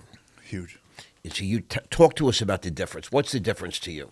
It's just kind of like what Russell Brunson. I think this is what he's getting at with his. He's a very talented guy. Yeah. He's one of the guys I think. Hormozy, Brunson. These are guys I think Ty Lopez is very smart, but those guys really I think are pretty good. Russell I've known for a long time. His thing that he's got right now, one to many, right? If you follow Russell, I don't Brunson, follow him. I don't. It's like this one to many. That's the essence of what he's saying is marketing. You know what marketers are good at? Tell me. Coming up with new terms for marketing words. That's what marketing is to me. So digital marketing Relabeling stuff. used to be called internet marketing. Right. I was always an internet marketer I understand. until my buddy Ryan Dice decided Digital. to change it to digital marketing. I get it 100%. And he just so happened to change his brand to digital marketers. I just think it's fascinating. I love that too. Funnels. Russell Brunson. We've been creating quote unquote funnels since 2007. Since the beginning, right? So was he, I get it. but they weren't called funnels. Right? He invented the word. People don't get this. He invented the word funnel. I get Everybody's it. going up to get plaques that he. Right. He invented the whole I concept understand. of a freaking Joe plaque. Rogan invented podcast. Like, There was no podcast till 2010. be the person making the awards. Right. I get it. Marketing, the essence of marketing is scripting out, put your pitch in words, Right. and put those words where people can see them. Put your words where people can see them. I'm really good at writing. Really good. That's your thing? It's one of my superpowers. I But love that. I'm also good at putting those words in a teleprompter I love that. and creating that You know, video as well. the politicians have become really good at marketing. So they You think? create things like the Inflation Reduction Act. Oh, It sounds yeah. amazing. Renaming. It sounds amazing, and all it does is cause much more inflation. Yeah. But they mistitled on purpose. It's done like that to sell you. And I said inflation under Joe Biden. No, he passed the Inflation Reduction Act. It's always whatever. Did you ever read the act? Whatever the name is, just automatically assume it means the opposite. Exactly. I like that. That's probably The right. Patriot Act. Okay. So you've lost it all a few times, and you got it back a few times. Yeah. You have two daughters with the second wife, married 11 years. You got married in 2011. Is she like the love of your life? Or your daughters are probably the love of your life. The daughters are your love of life. The daughters, you in touch with them still? Oh yeah, I'm a really good father. Are you a good father? I feel like I'm maybe the best in the world. In the whole world. I love it. You're like a comeback dad. My daughters are very special to me, and I would die for them right this second.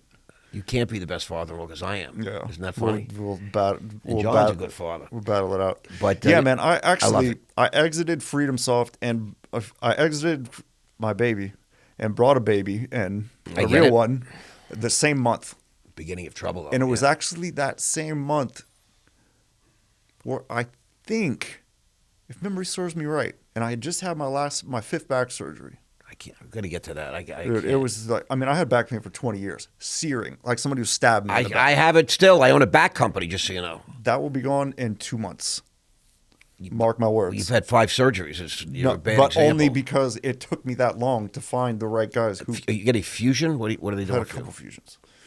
What was the last one? Once I found the last one was 2015. 2014, And what'd they do? they refused the botched double fusion, L4, L5, S1. That fusion, that was a botched surgery, literally. I'm 4 or 5 S1s where I have my herniated disc, all that kind of thing. Yeah, that's going to be gone in 2 months. Mark my words. I'm not going to get a surgery so fast. No, I just got an epidural shot. No, dude, you're not. Screw Changed all my that. life. I'm going to connect you with the right guy, and that will be gone. Okay. He's the best in the world. I love it. So, if I would have found him and this other guy and this one other guy, if I would have found them before I had the first surgery, right, I would have never needed any surgeries. Okay. They're the best in the world. Although, like, we're gonna talk about this off camera because these are personal things, and this is your show. I want people to get to know you. So, 11, you get married, you have a daughter, right? And you said the beginning of 15, the decline. 2015. I feel like what probably happened is all my businesses were on. Everything was systemized. I had CEOs in place. Even I got it. The money was just coming in. I got it. $2 million a year, not a lot for you. So I'm making your college year money. Well, $2 million a year is good money. If that's your salary, that was my take home. That's your take home. That's good money. Without having to wake up. That's good money. Okay, nothing wrong with that. That's fine, except for those businesses were like it was like time's up, like mission accomplished. I was bored with real estate. So I had no passion for any of it anymore. Okay. What year is that? About? It started 2013-ish, 14-ish. Okay. And then there was something about when I had my first child in 15. First child was in 15. You were married in 11. Correct. Okay. I'm sitting in a mansion, luxury, whatever cars. Right. Maid, cook, chef. You had money invested? You had money in the bank? Private. Yeah. Ranch, fully sustainable ranch. I'm ready for freaking Armageddon. I got vaults in the. I got it. I didn't keep any money in the banks. I had a vault full of millions of dollars of cash and gold and silver. I have freaking machine guns for Christ. I understand. I had all that too. I get it. And I was set, man. And so the only way I can really explain it is, like, everything I'd ever wanted, I had. I get it. You know, and that's not a really unique story.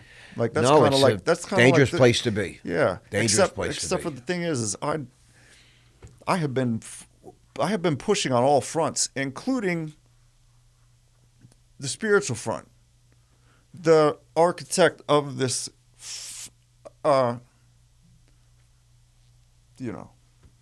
matrix we're sitting in right now. Doing my best to get to know him. Help make the whole thing a better system. Serve his kids. All right. You're a son. I'm a son. And for some reason, that just like, I knew no matter what I was doing, and I was giving 25% of my money away, 33% of the island of Cuba, I'm going to see them in heaven. Because of what we did. I get it. I'm doing this. I'm doing that. I'm mentoring 1,000 guys. Coaching. I've been coaching since 2007. Okay. But the problem is this. I knew, first of all, I was isolated, like most guys are. It's dangerous. Like I was able to do it for a long time because I had built my ego up so solidly. Right? Like my intellect, my physical strength, I was able to be alone and survive it. That's what they want. That's what the system wants. Right? They have no interest in anybody addressing the spiritual reality of themselves because they don't make any money off that. You'll be too healthy if you do that. We won't be dependent on the system. They can't control that. If every man knew the truth, that around midlife, the real being that they actually are, outside of this puppet that's just having thoughts and neurons firing off and, right, comes knocking. And that freaking thing wants out. The real Ross, who is connected to the body of Christ, God himself, Just go with me. Right? We've got our mental faculties kind of telling ourselves these stories all day, all night about I'm this, I'm that, blah, blah, blah. Okay.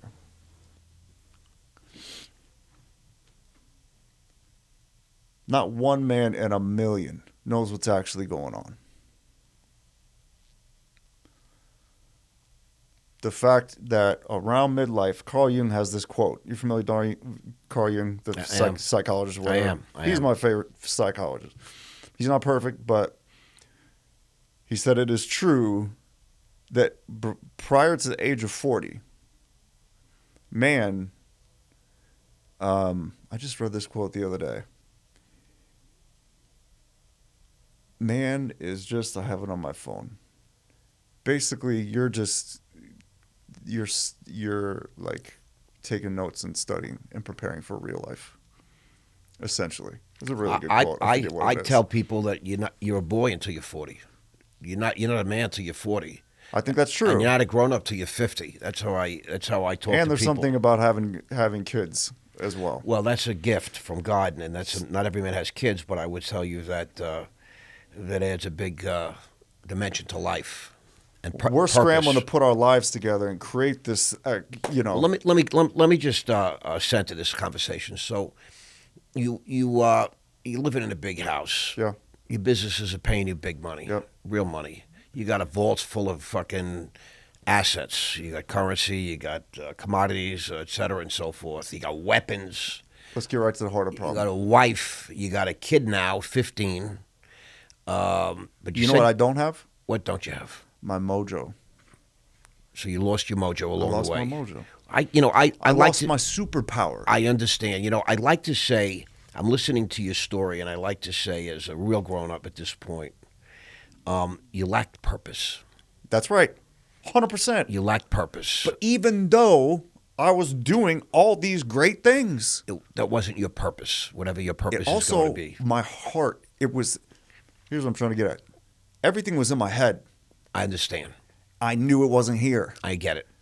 And purpose is in the heart. In hindsight, there was no way everything in your head is going to make its way into your heart without pain and suffering. So that's the conduit. Well, pain and suffering is a touchdown to growth. That's how you become real. Well, it's how you become more.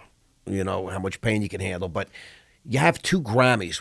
We haven't talked about. What's the story behind that? That was just a friend of mine was doing a documentary. It's called Jacob's Turn. You can find it on YouTube. What's it about?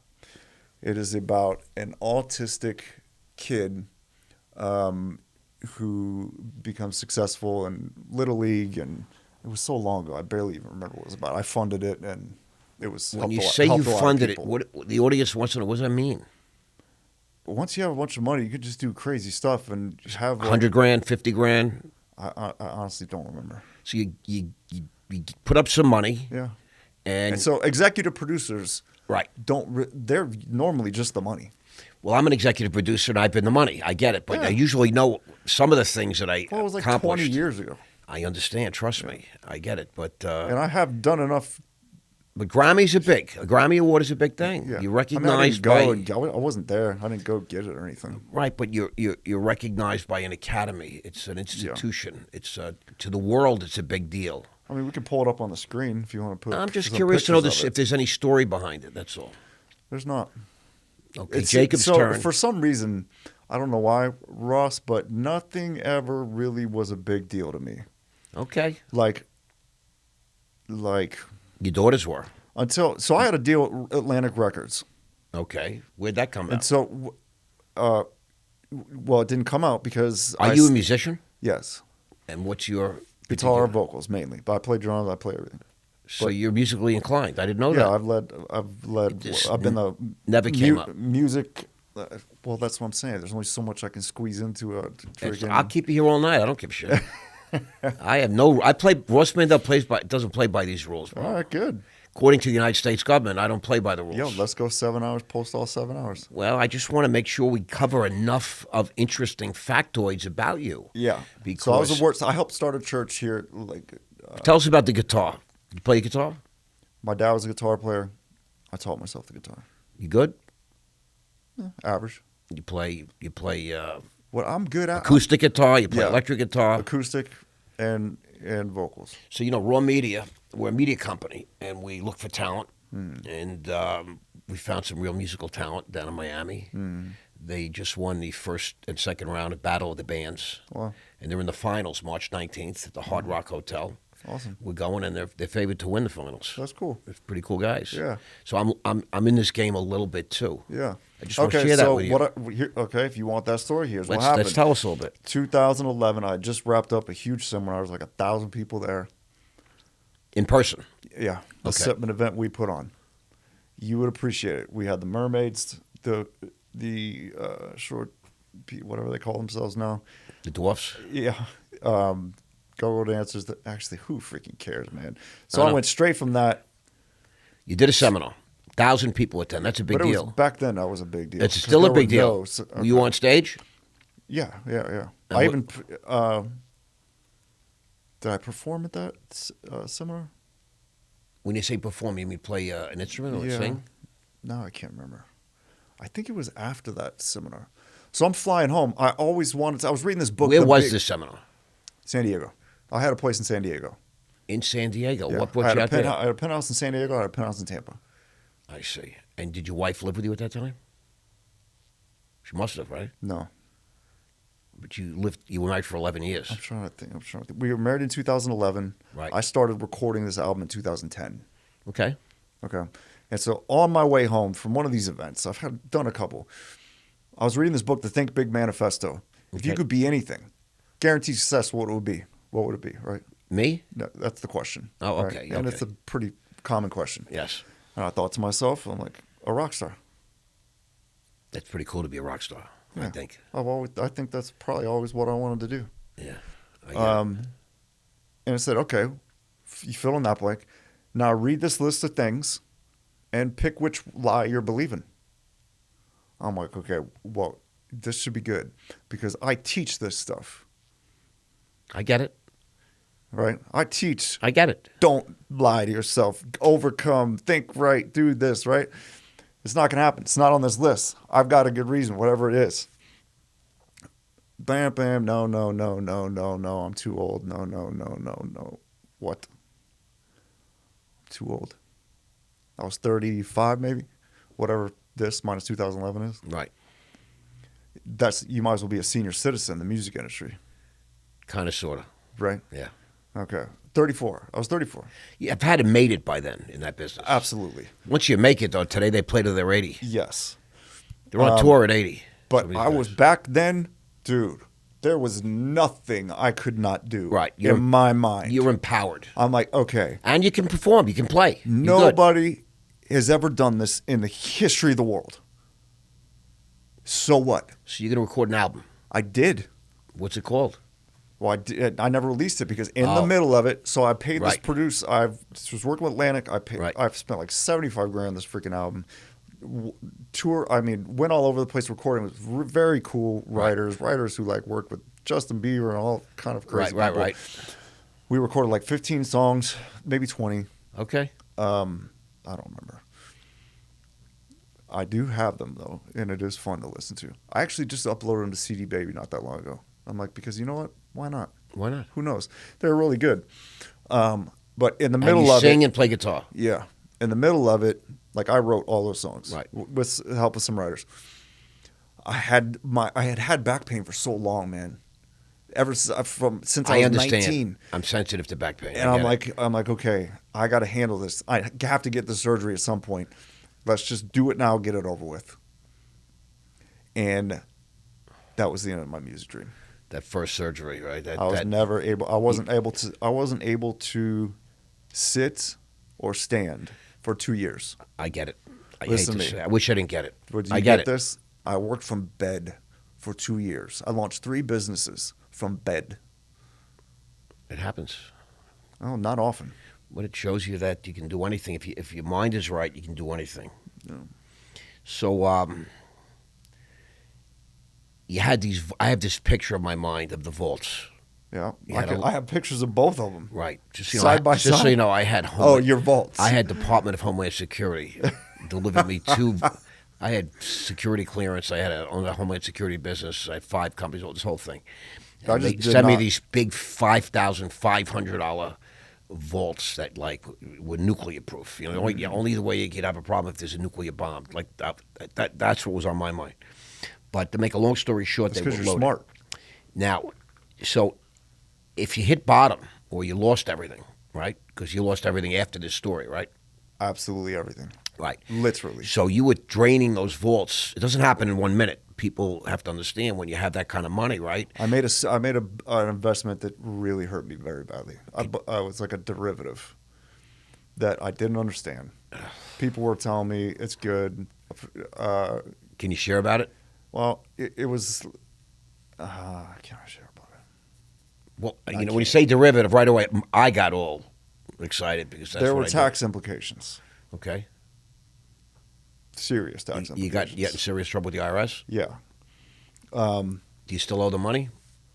No, they gave me a zero balance. Okay. Wiped it out. Okay. Because they're serious. Yeah, no, If there's one entity I'm telling you to be careful of, it's the IRS. Dude, pay your taxes. Correct. I don't care how much you're Right. making. I don't care what fancy vehicle Right. somebody's got. I don't care how legal it is. This What is the I most- did was legal. I didn't pay taxes for 4 years. That's a problem. That's not legal. Millions. Well, it was. It actually was. It wasn't legal to do it for that purpose, which I didn't. I understand. It's so the IRS got you. They cleaned you out, pretty much. Something like that. But they got paid. It was kind of just like the begin. That was 2011 as well. Oh God! So you had I fought it for 10 years. It goes like that, and they can't lose anyway. All right, so It just added to the stress. So, like, add 10 more things, maybe 15. Back pain, marriage, when you're the type of dude that's going to die if you get married and you're just not cut out for it or whatever.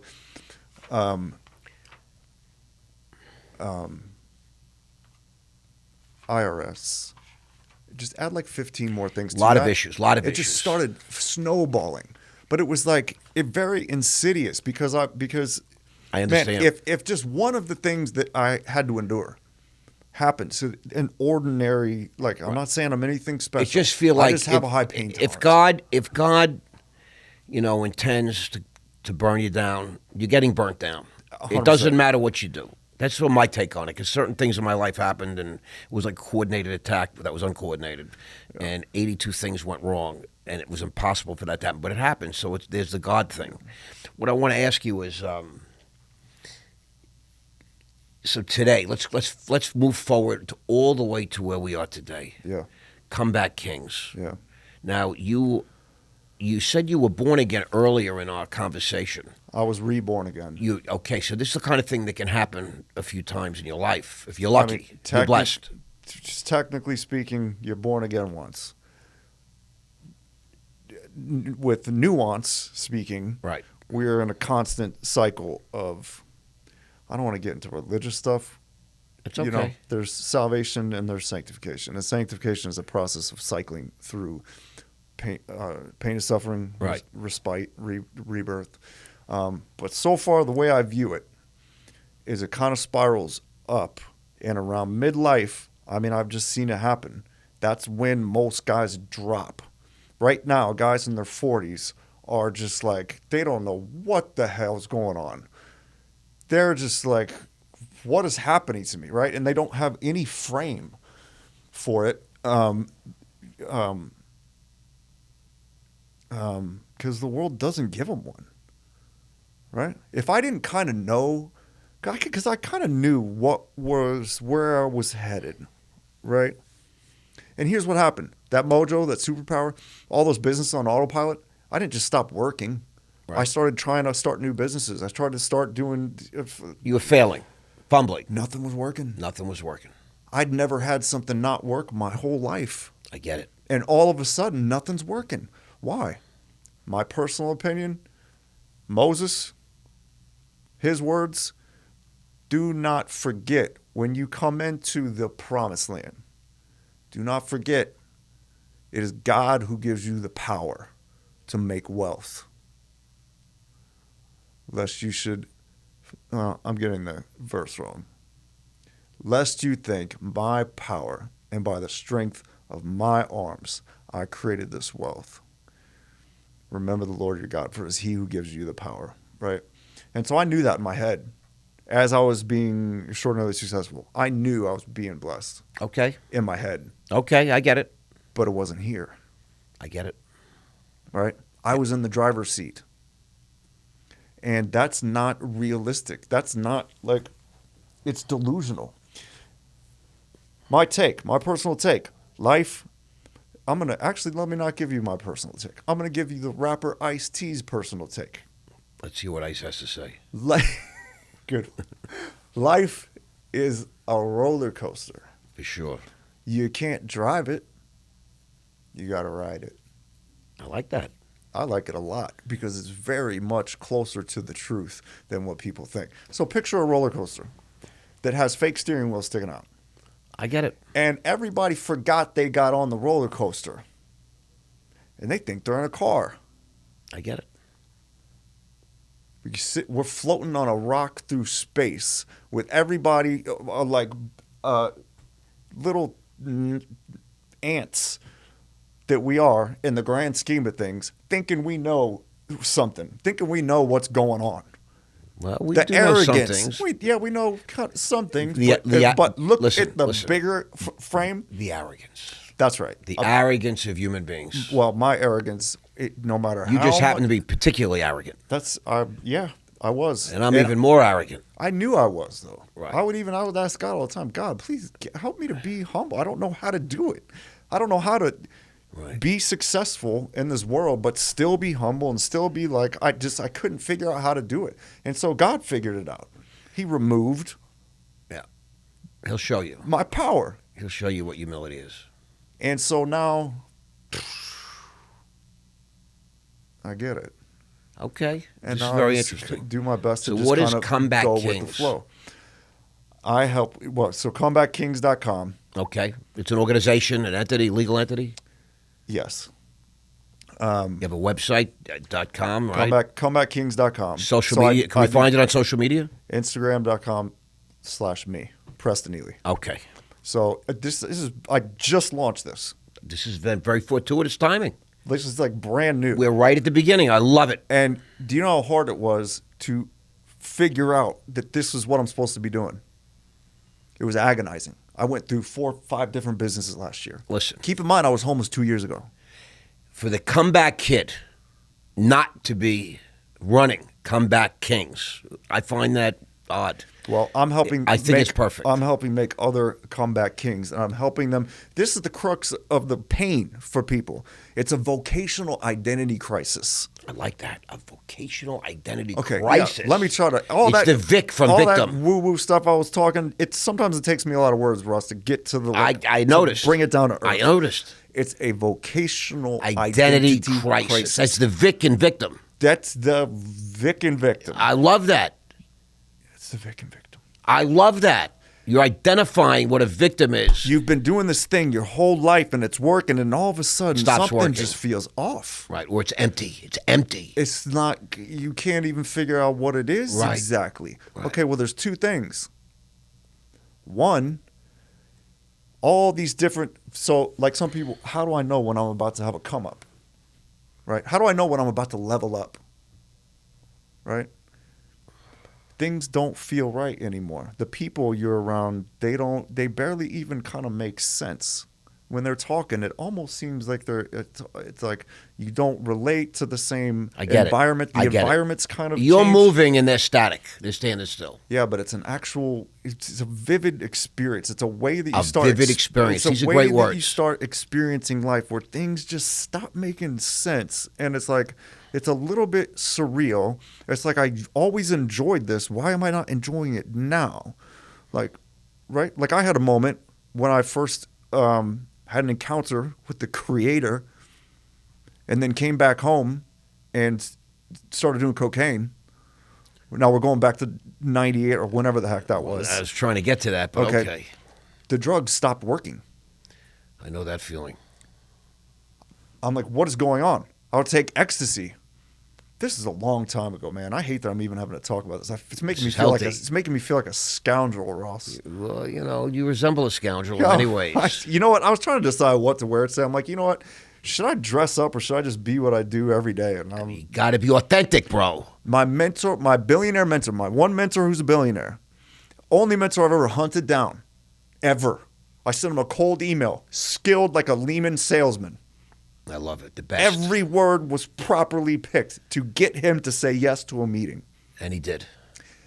And he hit me back with a message, CC'd me. The message wasn't even to me.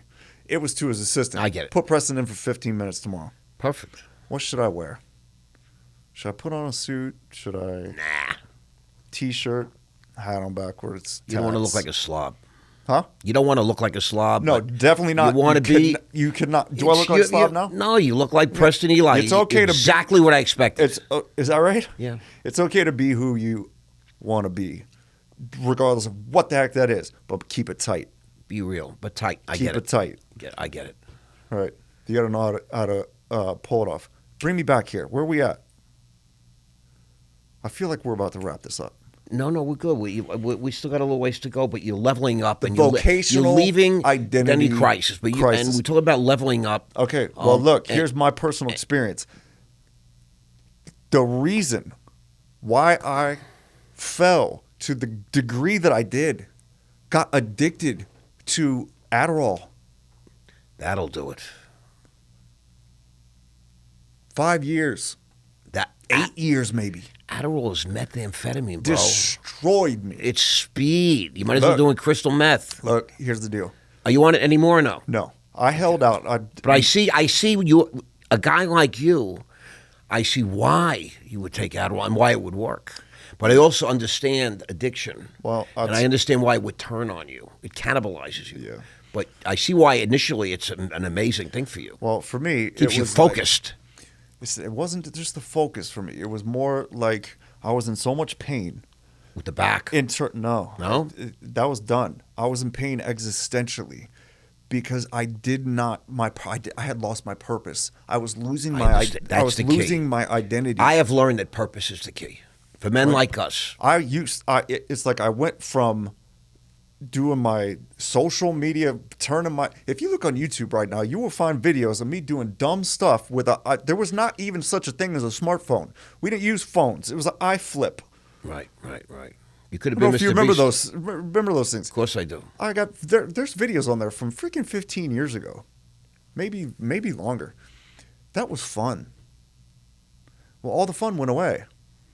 Well, and so now what? Okay, well, I'm in this painful growth period, but for some reason, and I have a feeling it is due to how strong I had made myself. Dude, I'm talking, Russ, I trained like an Olympic athlete in every area. That's how you live your life. Every area. I get it. I'm talking, like you. You were in the gym for 2 hours on Sunday. Correct. You're probably looking at a mini-me. It's scary. You really are. It's scary. It's a scary thought. All right. Well, so I went for years like this. I went for years trying to figure out who I am, what I'm supposed to be doing. Exactly. Purpose. Trying purpose. different things. Everything's failing. I don't care if I have $1 billion in the bank. That's the death of you. So freaking what? That's the death of you. Well, you need to have nothing.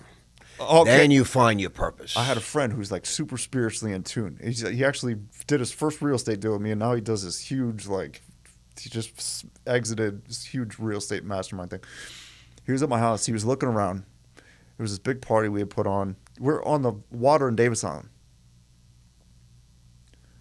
And he said, dude, for you to get where you're supposed to be, all this has to go.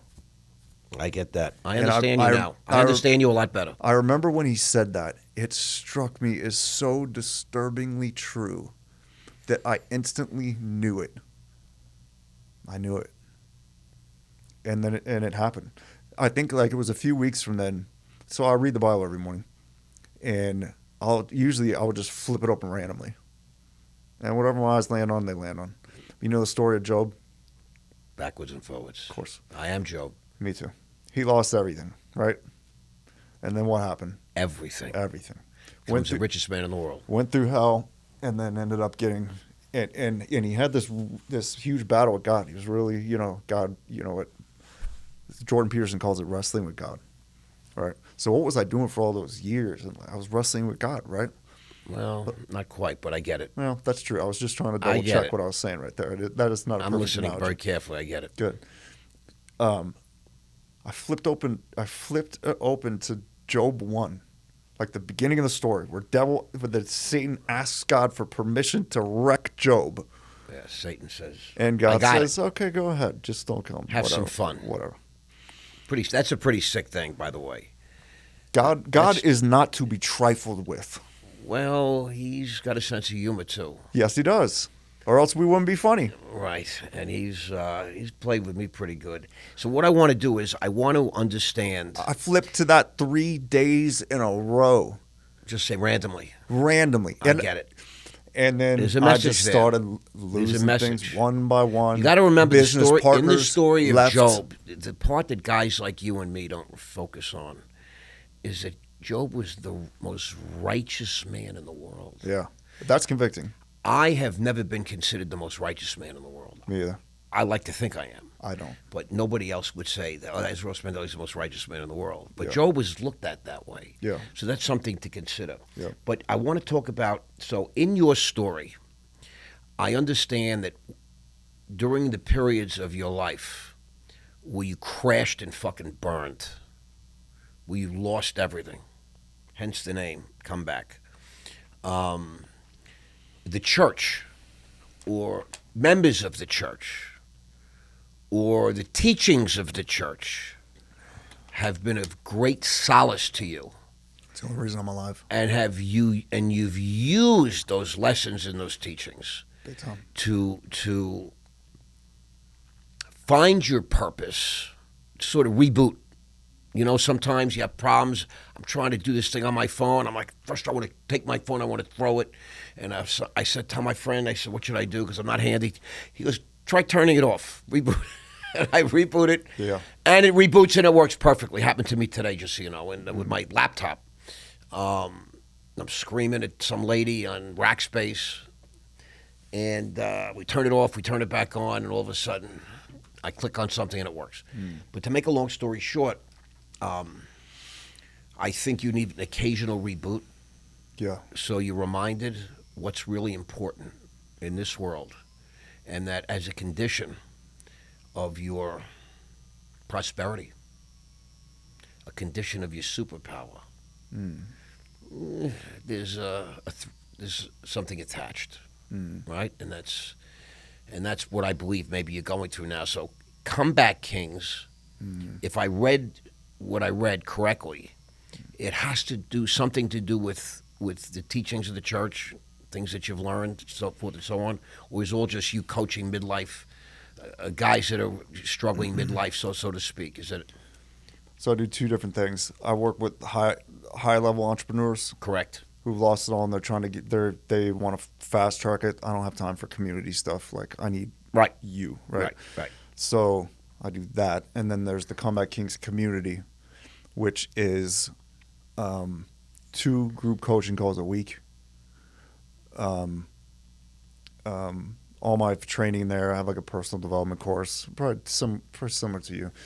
But I pour my life into these guys. I love it. Like I do as well. I told myself, because community is the reason that I'm alive, and the more that I'm going along this journey, the more I am realizing the importance of community. But why? But why? Right? Here's my personal take. It's because that's where love is. Correct. And 100%. The way that I'm seeing things right now, love is the fuel. Like I was living a life of no love, and I was withering away. That's interesting. I get it. And I actually had the epiphany, like while it was all happening, I'm like, because there was no love to be found anywhere. I get it. This is while I was still married.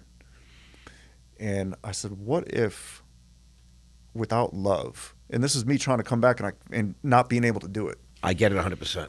What if it was impossible? What if it was actually impossible to come back without love? Good question. Maybe the reason the dude on the streets is only there because he had nobody to love him. Not always, sometimes, right? Well, there's no excuses. Yeah. Don't take me there because I'm not going there. That's not where I'm going. No, but I have feelings about all these different things. But I this is your show, and I just want to say that I'm trying to provide for guys. I'm mentoring young men, right? Yeah. Some of them are young, but I have one guy 60 came in to be 63, another guy 58. Me too. I got but two guys in their 60s. And a lot of young guys and a young woman. And when we get off the call, I notice something. They say, "Bro, I love you." I say I love you. I really love these guys because we really work together. Yeah. And dude, that's a big deal. It becomes love somehow. Yeah. And I find that more and more increasingly, I use the word love in my personal life now with certain friends. It's just connection. And associates. That's it. Correct. It's me looking. But I feel love for these guys and this gal. You gotta be careful with the women, right? Because things are misinterpreted today. But I feel genuine love for some of these people. I shouldn't say some of them, but all of them. And they wormed their way in. And, you get a certain amount of my time, right? It's not free. I charge for the coaching. It's masterminding. But you know what? It's like I say to the guys, as far as I go right now, maybe it's a bad business policy. You have my cell phone, not my personal number now. Wow. You reach out to me anytime. We're friends for life now. And it's just a beautiful experience that I'm going through because I've been helping people for my whole life, especially. But not like this. You haven't. Not like this. Me either. This is really wholehearted. The same exact experience. Now we got to have a little fun. This is the final fun rapid fire round. Let me say this real quick, please. This community. Yes. Most guys charge $25,000 for group coaching for Big what money. I'm money for what I'm putting in there. That's great. They're paying $97 a month. Yeah. That's pretty good. That's a pretty reasonable thing. They're getting 2 coaching calls a week. I love it. One of them is here's the main thing. How big are the groups? We just launched it. We got like 50 people so far. But you never get 50 show up on one call. No, not on the call. It'll be well, even once this thing gets launched, I only want 12 on each call. I understand. Right? There should be some limit because otherwise it's out of control. But it's the most incredible experience I've ever had. I agree. I had the experience. I made a deal with Brad Lee. Brad became an investor in Raw Media after we met. Wow. Yeah, he has never made a deal like that ever, except once with a guy named Grant Cardone in 2008. Yeah. Made $150 million back on that investment. And he feels that I'm on that same trajectory. That's He's a awesome, smart man. guy, Brad. Good for you. His business did $900 million last year. But to make a long story short, after we spent 2 days in Vegas, he goes, Jimmy, I want you to do something. I'm in Vegas. We make this deal. I did Dropping Bombs, this podcast. It was amazing. Spent a lot of time with him. We had dinner, so forth and so on. I met his family, all these different things. And he goes, this is my desk. I want you to go sit behind my desk. I go, what's happening? And he clicks a button. He goes, you're going to run my group coaching call. Mm-hmm. I said, what does that mean? At the time, I had 1,000 followers on all my social media. 1,000. Oh, wow. That's it. I just got out of prison. It's a whole new thing. He says, I just want you to handle my group coaching call. I said, okay, so what am I talking about? He goes, just be you. Yeah. He goes, just be you. I said, what does that mean? He goes, just be you. I said, well, who's coming on? He goes, I don't know. Could be up to 50 people. And he just walks away. And he never comes back and checks in. And I just handle the whole thing. Mm-hmm. And it's something very similar to what I did on Wall Street my whole life. But I was more specific. I usually had a mission. In this case, I was just meeting a bunch of guys. Yeah. All real. One guy owns 14 restaurants. Another guy owns the biggest general contracting firm in Colorado. I mean, you talk about serious people. Yeah. Brad's a very serious guy. Sure. And it was an incredible experience for me. Because it was. Is that what led you to want to set your own coaching thing up? I haven't even done that yet. We're just starting now. I'm launching my first group coaching thing. I've been doing one-on-ones, masterminds. Okay. Yeah, my one-on-ones. We're testing a lot of different things. Yeah. And my one-on-ones, a lot of guys are charging big money. Yeah. And I charge $5,000. Yeah. You know, I think that's smart. yeah, it's we have 400 people apply. The first friggin' we announced it. It was crazy. It's too much. So we're reworking some things now, and they want to do a little more. But I wanted you to do something we have a little fun with here on the podcast. I want you just to respond as quickly as possible without doing too much thinking. Mm-hmm. What's the best piece of advice you've ever received? Correct. The best piece of advice I've ever received. Dude, how does anybody even answer that? Quick. I had like a million pieces of advice. This is the best piece, rapid fire. The best piece of advice was believe Jesus. Okay, I've been listening to you very carefully, and I would say community heals. That's the current. I was just listening to you, and that's the first thing that popped into my mind. I play this game. While I'm asking you, I'm doing it myself. If somebody was to ask me maybe a year from now, I might say this is a new thing. Right. I'm trying to get you to answer quickly. No one usually presses you. You're very, you're like water, baby. You're very hard to pin down. That's why I stay alone. Ready? What's a misconception people have about you?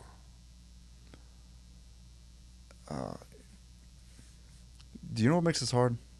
I have a great answer for you. Go ahead. I'm not a scoundrel. I'm a scoundrel. I knew you were about to say that. That's why we're having fun, right? Yeah. I'm answering for you based on my little understanding. You got a pretty good read, man. What's a misconception people have about you? A misconception? I don't know. People just probably don't know how much I love people. I love that. That's beautiful. That's a beautiful answer. Ready? If you could go back and give 2007 Preston Ely one piece of advice, what would it be?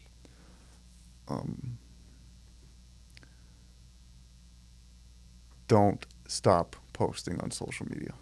Great advice. That's smart. I missed the wave. I get it.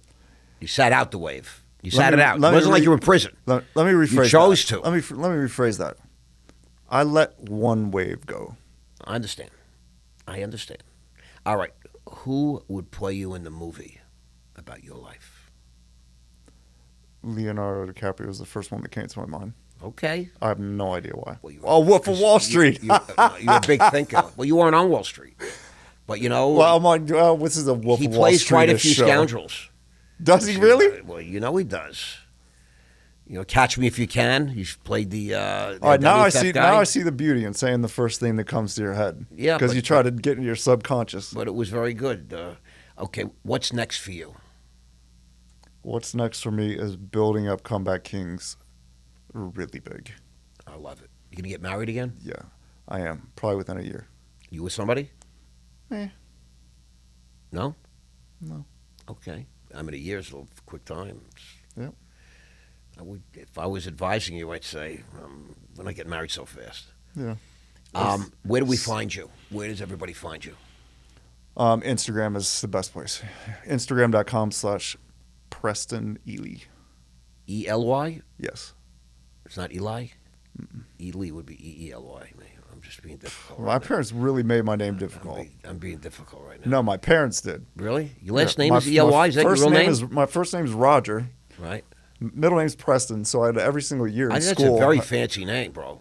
Roger Preston Ely? That's a huge name. Huge. E-L-Y is your last name? Your middle name? Ely. That's a beautiful... It's royal. It's a very serious name. Kings. I like Roger Preston. I like that, Eli. It's a serious name. I'm going to tell you a secret. Oh. In 15 years, maybe 12, if you're alive and well, you go by Roger. I knew you were going to say that. I said to myself, he's either going to say I'm going to be a billionaire, which I am, or he's going to say I'm going to go by. I knew you were going to say that. You're going to be very proud of that name. Yeah, we're vibing. You just don't realize it yet, bro. Hey, I like where your head's at with that. That's my dad's name. So you're Roger Eli. You're not the second or the third? No. Or junior? Because the middle name's different. Yeah, no, I'm not. I'm just learning that, I have no idea why they named me that. It's a very highfalutin name.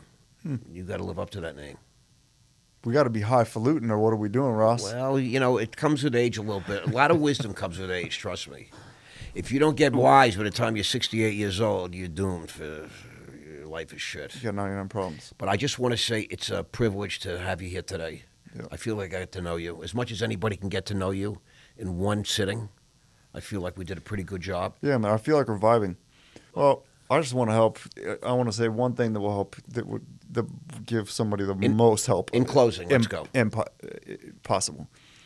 If you're in a vocational identity crisis and you're trying to figure out what is my next move, and the fact that you don't know is extraordinarily painful, right? This is what you do. Or if you're in comeback mode, and this is what I take people through this process, right? You are going to start building your personal brand based on your comeback journey. Perfect. If you scroll through my feed on Instagram, you don't get back very far, right? November 2023, you're going to see a post that says, "Who am I?" And then it's a video of me. I have no idea. And it's me telling the world, I'm about to come back. I'm about to make the biggest comeback of my life. I don't know if I actually don't know if it's going to be successful or not. I have no idea. I don't even know what I'm going to sell. I don't know what brand I'm going to have. I don't know what business. But we'll know within 12 months. I love it. And then every day, so you're going to make a video like that. And then you're going to commit. Oh, this is the other thing. I publicly committed to posting every day. I said, but here's the deal. This is my commitment to post every day so you can follow along this journey, and let's see what happens. I'll take you with me. So take people along for the journey. Don't wait to start building your personal brand for once you have your thing figured out. What if you never have it figured out without starting your personal brand? So here's what happened. So every day as you're posting, I don't care if you don't know anything. If you never read a book, read a book. And then the next day, here's what I'm learning today.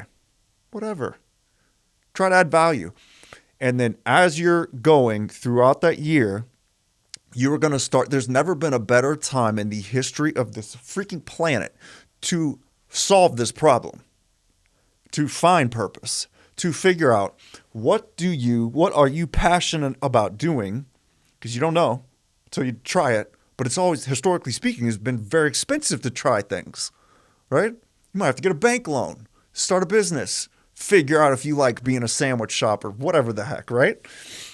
And then also to gauge market demand for this thing you love. Never been a better time to be alive when it comes to this, right? We're going to close it right there. You heard it here.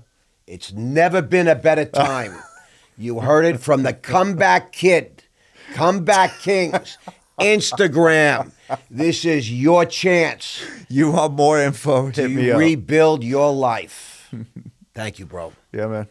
That was great. Yeah.